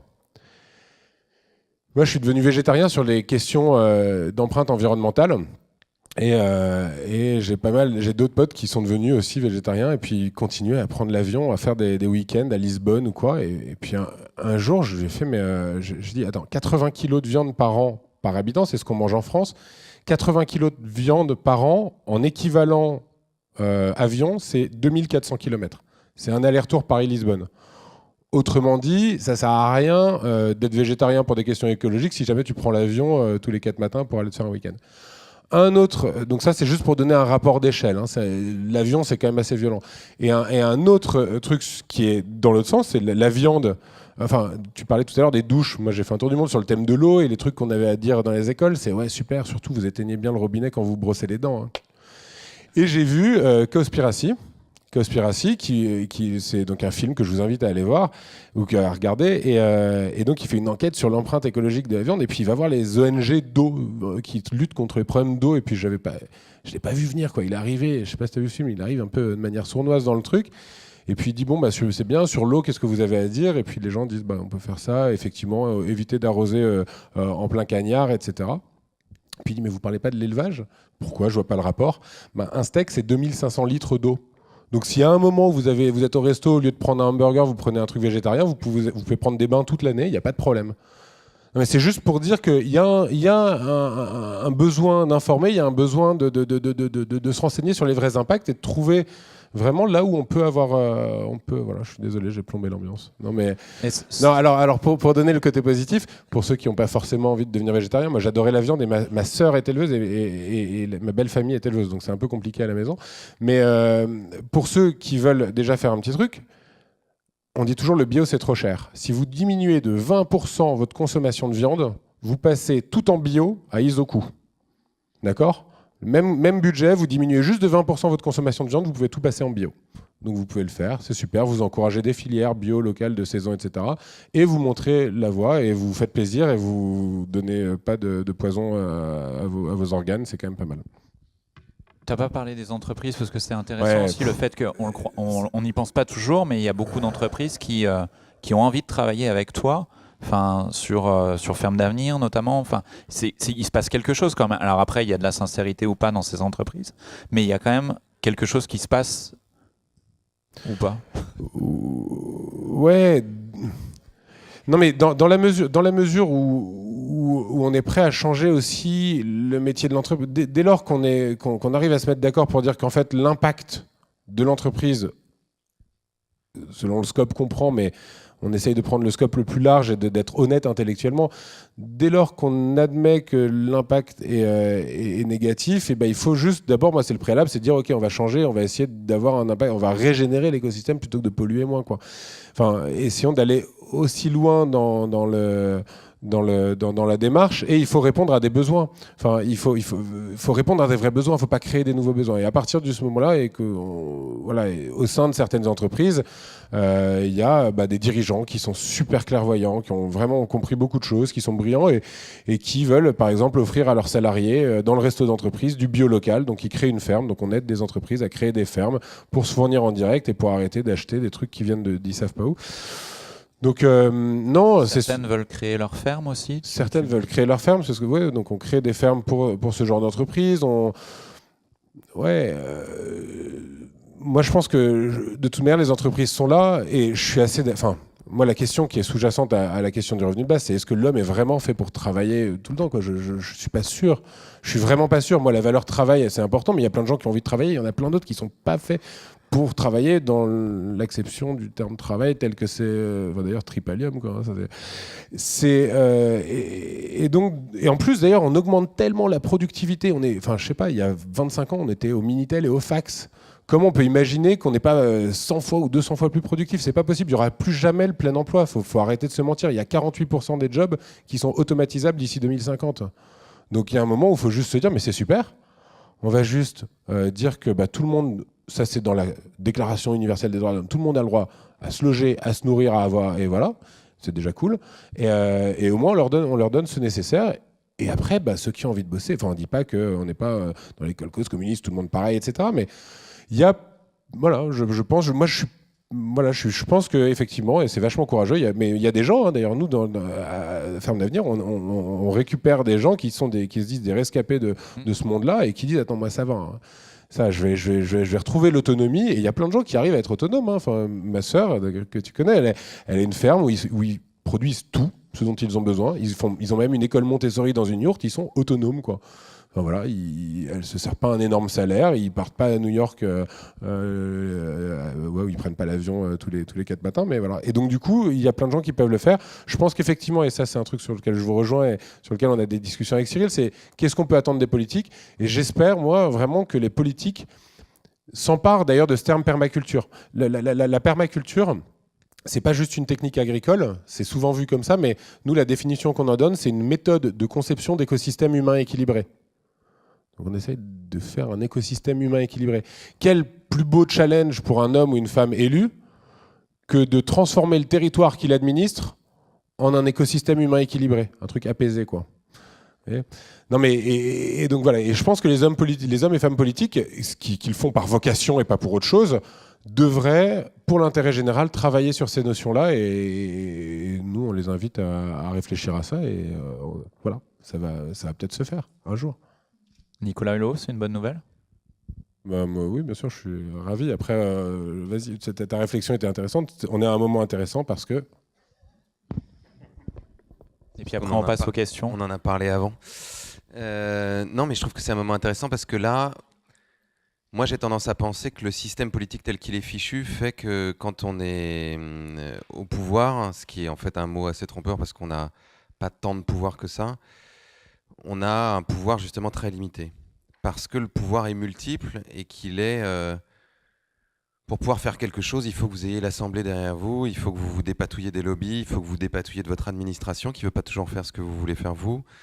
Et il est pas mal que l'opinion publique soit avec vous aussi, et qu'elle vous suive. Or, on se rend compte très souvent que on élit un président, 6 mois plus tard, sa cote de popularité est déjà au plus bas, et puis 1 an plus tard, il y a déjà tout le monde dans la rue. Donc là, pour une fois, en tout cas pour ce qui me concerne, moi j'ai 2 amis au gouvernement, ça m'est jamais arrivé de ma vie. Un qui est ministre de la transition écologique, ils ont appelé ça, je crois, et de la culture. Donc je me dis, eux, je les connais, je sais qu'ils veulent potentiellement aller vers le truc le mieux qui soit, enfin en tout cas, ou presque. Pour en discuter avec Nicolas Hulot depuis des années et des années, je sais très bien qu'on pense à peu près à la même chose. Donc on va voir si ça marche ou pas. Si c'est un problème de personne ou un problème de système. Parce que là, pour le coup, on a la bonne personne au bon endroit. Il est numéro 2 du gouvernement. Il a un ministère élargi. A priori, il est très populaire. Il a une capacité de lien avec la société civile pour pouvoir mobiliser les ONG, mobiliser des Français même sur ces sujets-là. Donc, théoriquement, il a quand même une fenêtre pour agir qui est super, qu'on n'a pas eu depuis un bon moment. Donc, s'il n'y arrive pas, ça veut dire que c'est vraiment un problème de système et qu'il faut changer quelque chose dans la structure de notre démocratie, à mon avis. Est-ce qu'il y a des questions? Questions courtes, s'il vous plaît. On va en prendre 2 ou 3 et puis nos intervenants répondront. Question courte, hein, s'il vous plaît. Merci beaucoup. Oui, c'est difficile, question courte. Bonjour, vous disiez tout à l'heure qu'il y avait 80% des jobs qui étaient automatisables. Moi, je dirais même 100%. Non, moi, je dirais même 100%. Et alors, je vous poserai la question. Tous ces jobs qui sont automatisables, c'est du robot, c'est de l'intelligence artificielle. Ça consomme de l'énergie. Et là, on va vers des énergies, une transition énergétique, énergie renouvelable. Donc, et aussi de consommer moins. Donc, première question, comment on fait? Parce que c'est quand même un paradoxe. Et puis, deuxième chose, c'est que moi, je ne suis pas sûre que l'homme ne soit pas fait pour travailler. Il y a même des associations contre l'intelligence artificielle qui sont aujourd'hui pour arrêter les travaux en intelligence artificielle parce qu'elles estiment que le jour où l'homme n'aura plus de travail, après que ce soit un travail choisi ou pas, c'est un autre débat, l'homme sera réduit à rien. C'est-à-dire que le travail, ça donne un sens à sa vie quelque part et que voilà, l'homme n'aura plus de travail, il sera à la merci des robots et non mais d'accord, mais il créera, mais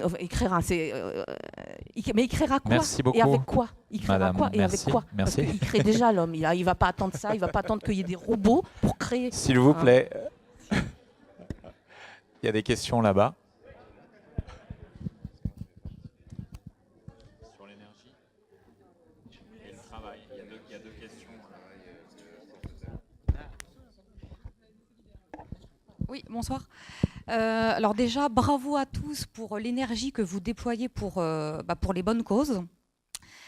Donc en fait, je suis obligée d'intervenir parce que j'ai créé un groupe local Colibri il y a un petit peu plus d'1 an. J'ai eu la chance, comme Cyril, de faire un burn-out et je me suis intéressée en fait au mouvement Colibri et bon, j'ai été très très portée par les valeurs. Et donc, je voulais simplement vous signaler qu'un groupe existe sur Vallée Sud, que dans les semaines qui viennent, nous serons identifiables sur le site Colibri, lemouvement.org. Et donc, nous avons également prévu un pique-nique géant le 18 juin au Parc de Sceaux. Enfin, j'espère qu'il sera géant grâce à vous. Rendez-le géant. Donc, je posterai l'info sur le réseau Up. Merci beaucoup sur Upso.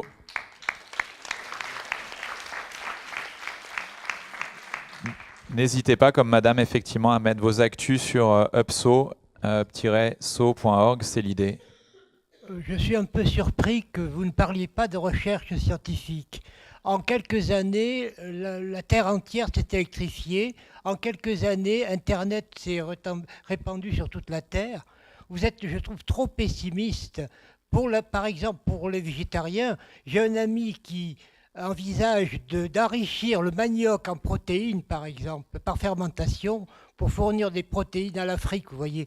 Donc, pour moi, la science a un potentiel inouï et on ne peut pas être malthusien comme au XIXe siècle, vous saviez que les préfets recommandaient aux jeunes mariés de n'avoir qu'un enfant parce qu'il n'est plus possible de partager les fermes, vous voyez. Il faut vivre avec notre époque et avec un peu d'optimisme. Merci. Encore une petite question peut-être et après on répond. Bonsoir. Alors c'est une question de permaculture qui m'intéresse un peu. Ah bah ça oui, tombe bien, pour Maxime a le le micro. maraîchage, mais comment fait-on pour les céréales? Merci. Alors, je vais juste répondre du tac au tac. Cher monsieur, oui, moi je suis ingénieur et j'aime beaucoup la science et c'est quelque chose qui a sorti beaucoup de gens de la pauvreté, qui a sorti beaucoup de gens de la pénombre. Hein. Encore que l'ajustement structurel ne se soit pas toujours fait de la plus belle des manières qui soit, parce qu'on aurait pu s'éviter beaucoup de cuivre si on avait attendu de bien développer justement la technologie et d'avoir une technologie mature à inonder sur la planète, parce que bah voilà, on a parfois fait les choses un peu vite.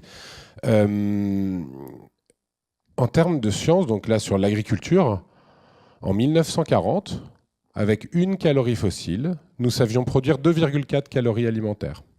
C'était une époque où la science, les tracteurs, les engrais, toutes les techniques modernes n'étaient pas encore utilisées. 1 calorie fossile, 2,4 calories alimentaires. La science, comme vous le dites, nous a mis dans une situation dans laquelle aujourd'hui, il nous faut 7 à 10 calories fossiles pour produire une seule calorie alimentaire. Nous avons divisé par 25 notre efficacité énergétique pour produire de la nourriture.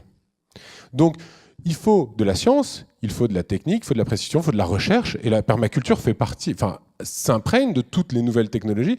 Juste, il faut aussi pas être dupe sur ce que la science nous vend comme solution, parce que souvent, parfois, rarement peut-être, j'en sais rien, en tout cas suffisamment souvent pour que ça nous précipite un petit peu dans le mur, et ben en fait les solutions sont pas matures et sont juste répandues comme ça. Donc moi, sur la science. Alors en revanche, tant qu'à faire, alors sur les céréales sans transition. En fait, oui, effectivement, on commence petit avec le maraîchage parce que c'est quelque chose qui est à taille humaine et sur lequel on a, on voit concrètement ce qu'on produit, les céréales, et après il faut les transformer, etc. Et nous travaillons. Alors, on commence petit et c'est la technique des petits pas. Il me semble d'ailleurs que Kaizen, ça veut dire les petits pas, ou apprendre par petits pas. On passe sur des fermes qui sont désormais plus grandes. Jean-Martin Fortier, par exemple, au Québec, qui a complètement explosé tous les chiffres de l'agriculture chimique grâce à une micro-ferme manuelle avec très peu de dépenses de pétrole.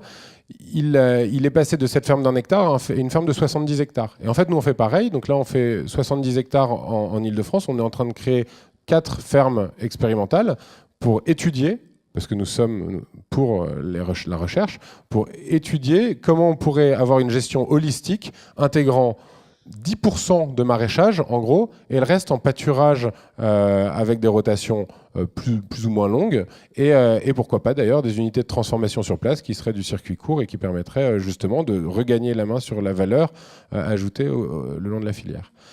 Et enfin, sur l'histoire du travail, je suis pas convaincu de ce que vous dites. Ça veut dire que je pense qu'il y a plein de gens qui... on n'a jamais consommé autant d'anxiolytiques et d'antidépresseurs que maintenant. On a... c'est un grand débat. Ouais. Après, c'est vrai que votre initiative, elle prouve aussi que, aujourd'hui, en tout cas dans notre société, le fait de parfois redonner du travail aussi avec envie, c'est aussi utile. Parce qu'après, c'est vrai que le débat... il est complexe, en fait, il est ce qui est presque important, sans c'est fin. que le travail ait un sens. Voilà, c'est ça qu'il faut retrouver. Mais ça reste le lien social principal. Moi, je maintiens qu'on a du mal à vivre chacun dans sa bulle sans être impliqué dans un projet. Il y a souvent le mot travail. Mais l'origine du mot travail, c'est torture. Donc, il y a peut-être quand même un débat. Torture. C'est ça, ouais. Cyril. Juste 2 petits mots sur... je pense qu'on a besoin d'activité, pas forcément de travailler pour gagner de l'argent dans un premier temps. Que cette activité, moi je crois qu'elle est très structurante, effectivement, et qu'elle est encore plus structurante quand elle est choisie et quand elle s'appuie sur des talents qu'on peut avoir. Après, la gestion du travail qu'on a aujourd'hui est intéressante à comparer à d'autres peuplades. Par exemple, il y a des peuplades, notamment des peuplades de peuples premiers qui passent très peu de temps à travailler, qui consacrent 2 ou 3 heures par jour à faire une activité qui aide la collectivité. Donc ça peut être faire pousser de la nourriture, ça peut être construire des abris, ça peut être soigner. Et une grande partie de leur temps à jouer, qui est aussi une façon de créer du lien social et tout ça. Je suis complètement d'accord avec le monsieur pour dire que la recherche scientifique est très importante. Et à partir du moment où la recherche scientifique nous sert à résoudre les problèmes qu'on a aujourd'hui.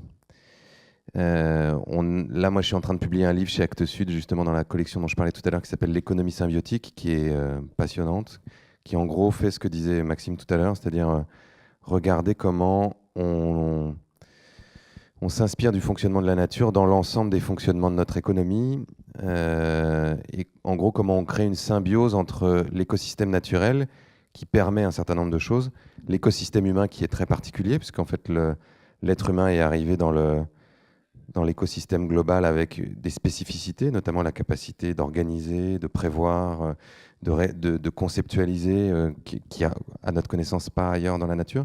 Donc on peut se dire que ça a du sens et que ça peut servir à quelque chose. Et la technosphère, c'est-à-dire les outils. Et de regarder comment on peut créer une symbiose entre ces 3 choses-là avec le juste équilibre. Et la permaculture, et notamment moi ce qu'on a montré au Bec et Loin, en est un exemple intéressant. C'est-à-dire se dire on utilise la capacité naturelle des écosystèmes à être productifs, on y ajoute l'intelligence humaine qui, grâce à sa capacité d'organisation et de conceptualisation, va essayer d'optimiser ses qualités naturelles grâce à des outils. Et de faire en sorte que ces outils soient au service de ça. Donc là, en l'occurrence, c'est des outils extrêmement low-tech. C'est-à-dire qu'on pense toujours outils, sciences, trucs énormes, etc. Mais ça peut être des outils...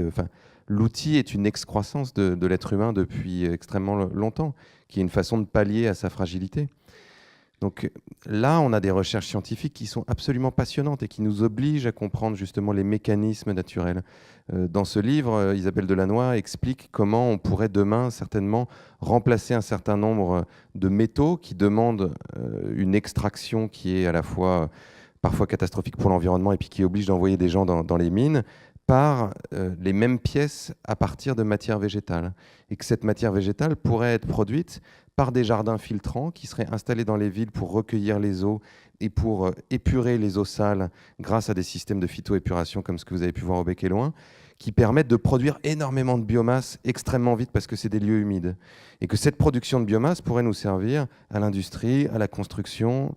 Donc là, on voit qu'on a des choses formidables, mais en revanche, l'idée qu'on peut continuer comme ça parce que la science va trouver une solution, ça, c'est extrêmement dangereux. Il y a des gens qui raisonnent comme ça, en se disant, de toute façon, on peut continuer à foutre le bordel, on va bien trouver quelque chose qui va nous sauver. Et aujourd'hui, je pense que même si on peut imaginer qu'on va nourrir des gens avec les protéines des algues, on est obligé de faire avec la réalité du moment, qui est le changement climatique, qui est la déforestation, qui est le fait qu'on traite les animaux n'importe comment. Et donc, c'est juste une façon extrêmement tangible de répondre à ces questions-là que, par exemple, aller vers le végétarisme ou d'autres choses. Est-ce qu'il y a une ou deux initiatives au sujet que tu regrettes de ne pas avoir mis dans Demain ?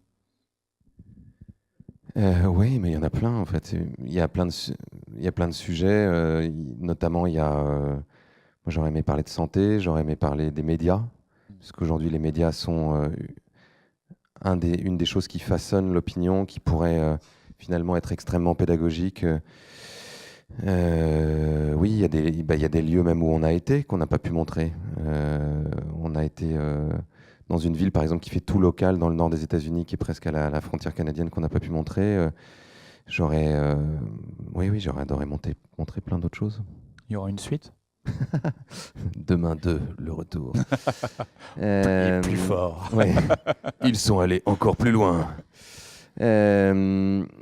Oui et non, c'est-à-dire que je suis en train d'écrire un autre film qui est une fiction cette fois et qui essaye d'imaginer effectivement ce qui pourrait se produire dans les 10 ans qui viennent si les gens se mettaient ensemble pour essayer de généraliser tout ce qu'on a vu dans Demain. Et on s'est beaucoup inspiré d'un livre un livre qui s'appelle « Comment faire tomber un dictateur quand on est petit, tout seul et sans armes », d'un Serbe qui s'appelle Zdra Popovic, et son métier, c'est consultant mondial en révolution. C'est-à-dire qu'il faisait... Donc son métier, c'est qu'il y a des gens qui viennent le voir du monde entier pour leur dire « Voilà, je voudrais faire la révolution dans tel pays, comment on fait ?» Je lui ai dit que ça faisait beaucoup rire les gens quand je disais ça, mais il me dit « Mais dis-leur que c'est un vrai métier !» Alors, je dis, ouais, donc c'est un vrai métier. Il faisait partie du mouvement qu'a chassé Milosevic dans les années 2000 en ex-Yougoslavie. Et depuis, il a conseillé les gens qui ont fait la révolution en Égypte, en Ukraine, en Géorgie, etc. Et il parle de techniques de mobilisation qui sont hyper intéressantes, notamment en disant que la plupart des activistes se plantent en essayant de mobiliser les gens sur des grands principes, c'est-à-dire sur le changement climatique, les droits de l'homme, enfin des trucs dont tout le monde se fout au quotidien en général. Si vous avez essayé de parler de changement climatique avec quelqu'un, vous avez dû vous en rendre compte. Et qu'au contraire, il faut essayer de trouver la chose qui rassemble les gens. Et qu'en trouvant ça, en trouvant... cette première étape, on peut commencer à mobiliser les gens. Il explique par exemple comment Harvey Milk n'a pas du tout commencé par les droits des homosexuels à San Francisco, mais par les crottes de chiens. Parce que les crottes de chiens, en fait, tout le monde avait envie qu'il n'y ait plus de crottes de chiens sur les trottoirs, et ça ne créait pas de clivage. Donc qu'on soit jeune, vieux, noir, blanc, de droite, de gauche, on pouvait s'engager dans ce truc-là. Et le mouvement qui a réussi à faire en sorte que les trottoirs de San Francisco n'aient plus de crottes de chiens, mais ils se sont dit, si on peut faire ça pour les crottes de chiens, on peut faire ça pour autre chose. Merci beaucoup. Othman, tu vas nous rejoindre parce qu'on a pas mal parlé d'engagement citoyen, notamment au niveau du territoire. Tu vas nous en donner une illustration concrète. Oui, on conclura avec Monsieur le maire. Merci beaucoup de nous accueillir évidemment et d'être parmi nous. Et ce sera un plaisir de vous entendre pour conclure cette nouvelle conférence à Sceaux. Oui, alors tout d'abord un grand merci à nos intervenants. Je pense qu'on peut les applaudir quand même.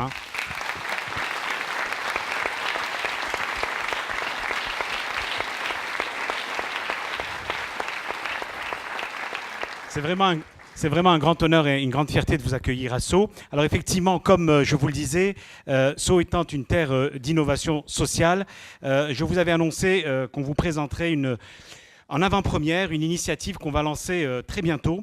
Et donc c'est la plateforme Active Sceaux qui fait le lien, comme je le disais, entre les associations et les citoyens qui souhaitent s'engager sur des missions d'intérêt général. Alors je vais laisser tout de suite la parole à Nicolas Gaudy, fondateur donc de Active Sceaux, et on peut vraiment l'applaudir parce qu'il vient à l'instant, il y a moins d'un mois, il vient d'être lauréat du prestigieux label La France s'engage, donc une grande, je dirais, compétition voulue par l'ancien président de la République, donc Monsieur François Hollande, et peut-être que tu pourrais nous en dire un mot avant de présenter Active Sceaux. Merci, à toi Nicolas.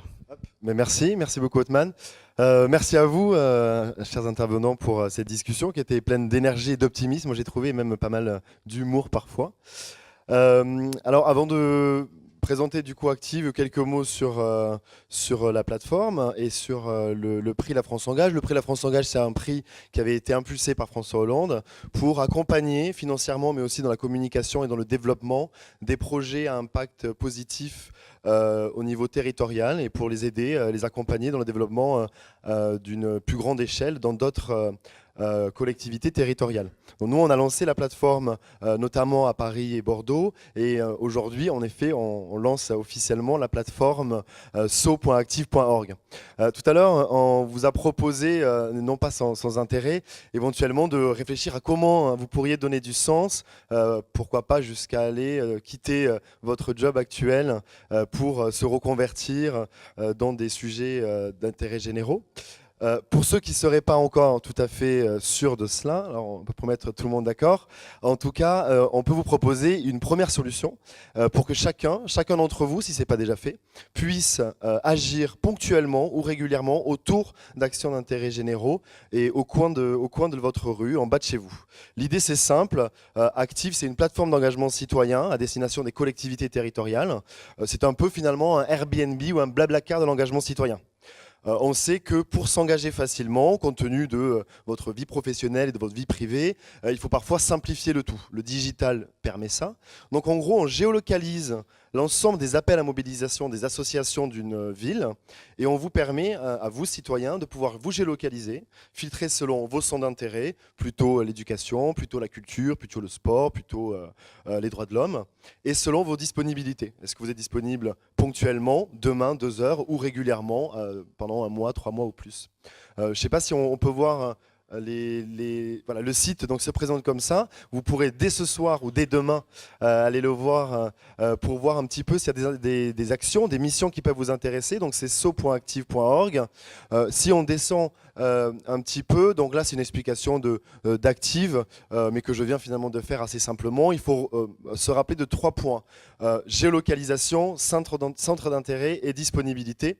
Et dans la slide d'après, on peut voir les différents types de missions. Il y a déjà des associations qui se sont inscrites, les jours passés un peu en avant-première sur la plateforme pour que vous puissiez dès demain ou dès à présent trouver la mission qui vous correspond à côté de chez vous, à proximité. Il y a plusieurs types de missions qui sont, comme je le disais, dans la culture, dans l'éducation, dans l'économie circulaire, dans l'agriculture, dans les droits de l'homme, dans l'événement également, l'événementiel. Chacun peut trouver un peu comment apporter sa pierre à l'édifice, comment co-construire, et ça permet pour la ville et pour les habitants de la ville de recréer un peu du lien social et de l'entraide. C'est une plateforme qu'on vient donc de lancer avec Othman Kawa et son équipe, que je remercie fortement ce soir. Si vous avez des questions après sur la plateforme, n'hésitez pas à venir me poser ces quelques questions. Merci à vous. Je vous redonne la parole.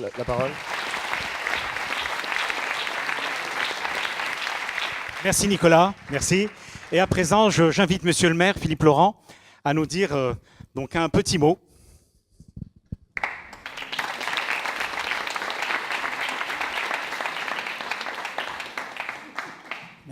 Merci Othman. Chers amis, la dernière fois, à notre dernière conférence, il n'y avait plus d'électricité. Vous vous souvenez, Nicolas? Là, il y a eu un gros orage, on a eu peur aussi. Oui, ben là il fait trop chaud. Et malgré ça, vous venez quand même très nombreux. Donc je vous en remercie. Bravo à vous. Merci. Désolé, j'ai été désolé de ne pas pouvoir être là pour entendre nos intervenants parce que j'avais vu le film de Cyril notamment et j'aurais été vraiment très intéressé d'être là, mais malheureusement, enfin bon, c'est des périodes compliquées, donc voilà, j'arrive. Mais je veux vraiment vous remercier toutes et tous, remercier Nicolas de sa fidélité à Sceaux. On a un partenariat maintenant avec le groupe SOS qui est très étroit et je m'en réjouis.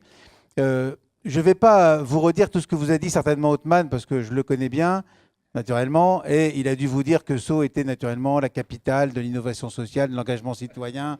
Mais il a raison de le dire parce que c'est vrai. C'est vrai. Et ceci est dû à l'engagement important des élus de Sceaux, évidemment au premier lieu Othman Kawa, mais aussi Florence Presson, qui est là au premier rang et qui est adjointe au maire en charge du développement durable et de, je sais plus, le numérique, la ville numérique, et de la ville numérique. Oui. Et ouais, vous savez, ils ont tellement de choses à faire. Bon, voilà. Je ne sais pas s'il y a d'autres élus dans la salle, mais il y a peut-être Patrice, non? Et pas Patrice, ouais. Bon. Ben non, ils sont timides alors. Bon. Mais en tout cas, merci en tout cas à vous deux de cet engagement. En fait, on ne fait qu'appliquer des choses qu'on a déjà dites depuis très très longtemps. Des collectivités comme la nôtre, des petites villes, parce que Sceaux c'est quand même une petite ville, si ces petites villes donc ne s'engagent pas fortement, si elles n'engagent pas leurs citoyens à s'engager, ce que nous essayons de faire, eh ben, ça ne marchera pas, on ne changera pas. Et on a besoin en effet de changer. J'ai cru comprendre que le discours que vous avez tenu les uns et les autres était un discours optimiste et positif. Ça tombe bien, c'est la mode en ce moment, là, il faut être positif. Là, hein, mais on a raison, il faut le faire, parce qu'on a entendu beaucoup trop de choses qui étaient négatives, qui étaient qui ne nous donnaient pas le moral. Alors maintenant, on a le moral, on continue, et on est prêt à accueillir naturellement ce sera la 5e, là c'était la 4e. C'était la 3e. Ah ben, j'ai trop vite. On est prêt à accueillir la 4e conférence de Sceaux, donc dans quelques mois, probablement à la rentrée. Voilà, 2 conférences par an. En tout cas, merci à vous tous et à vous toutes de votre grande fidélité à Sceaux, de votre présence. Et merci à nos intervenants, merci à Nicolas d'avoir animé ça.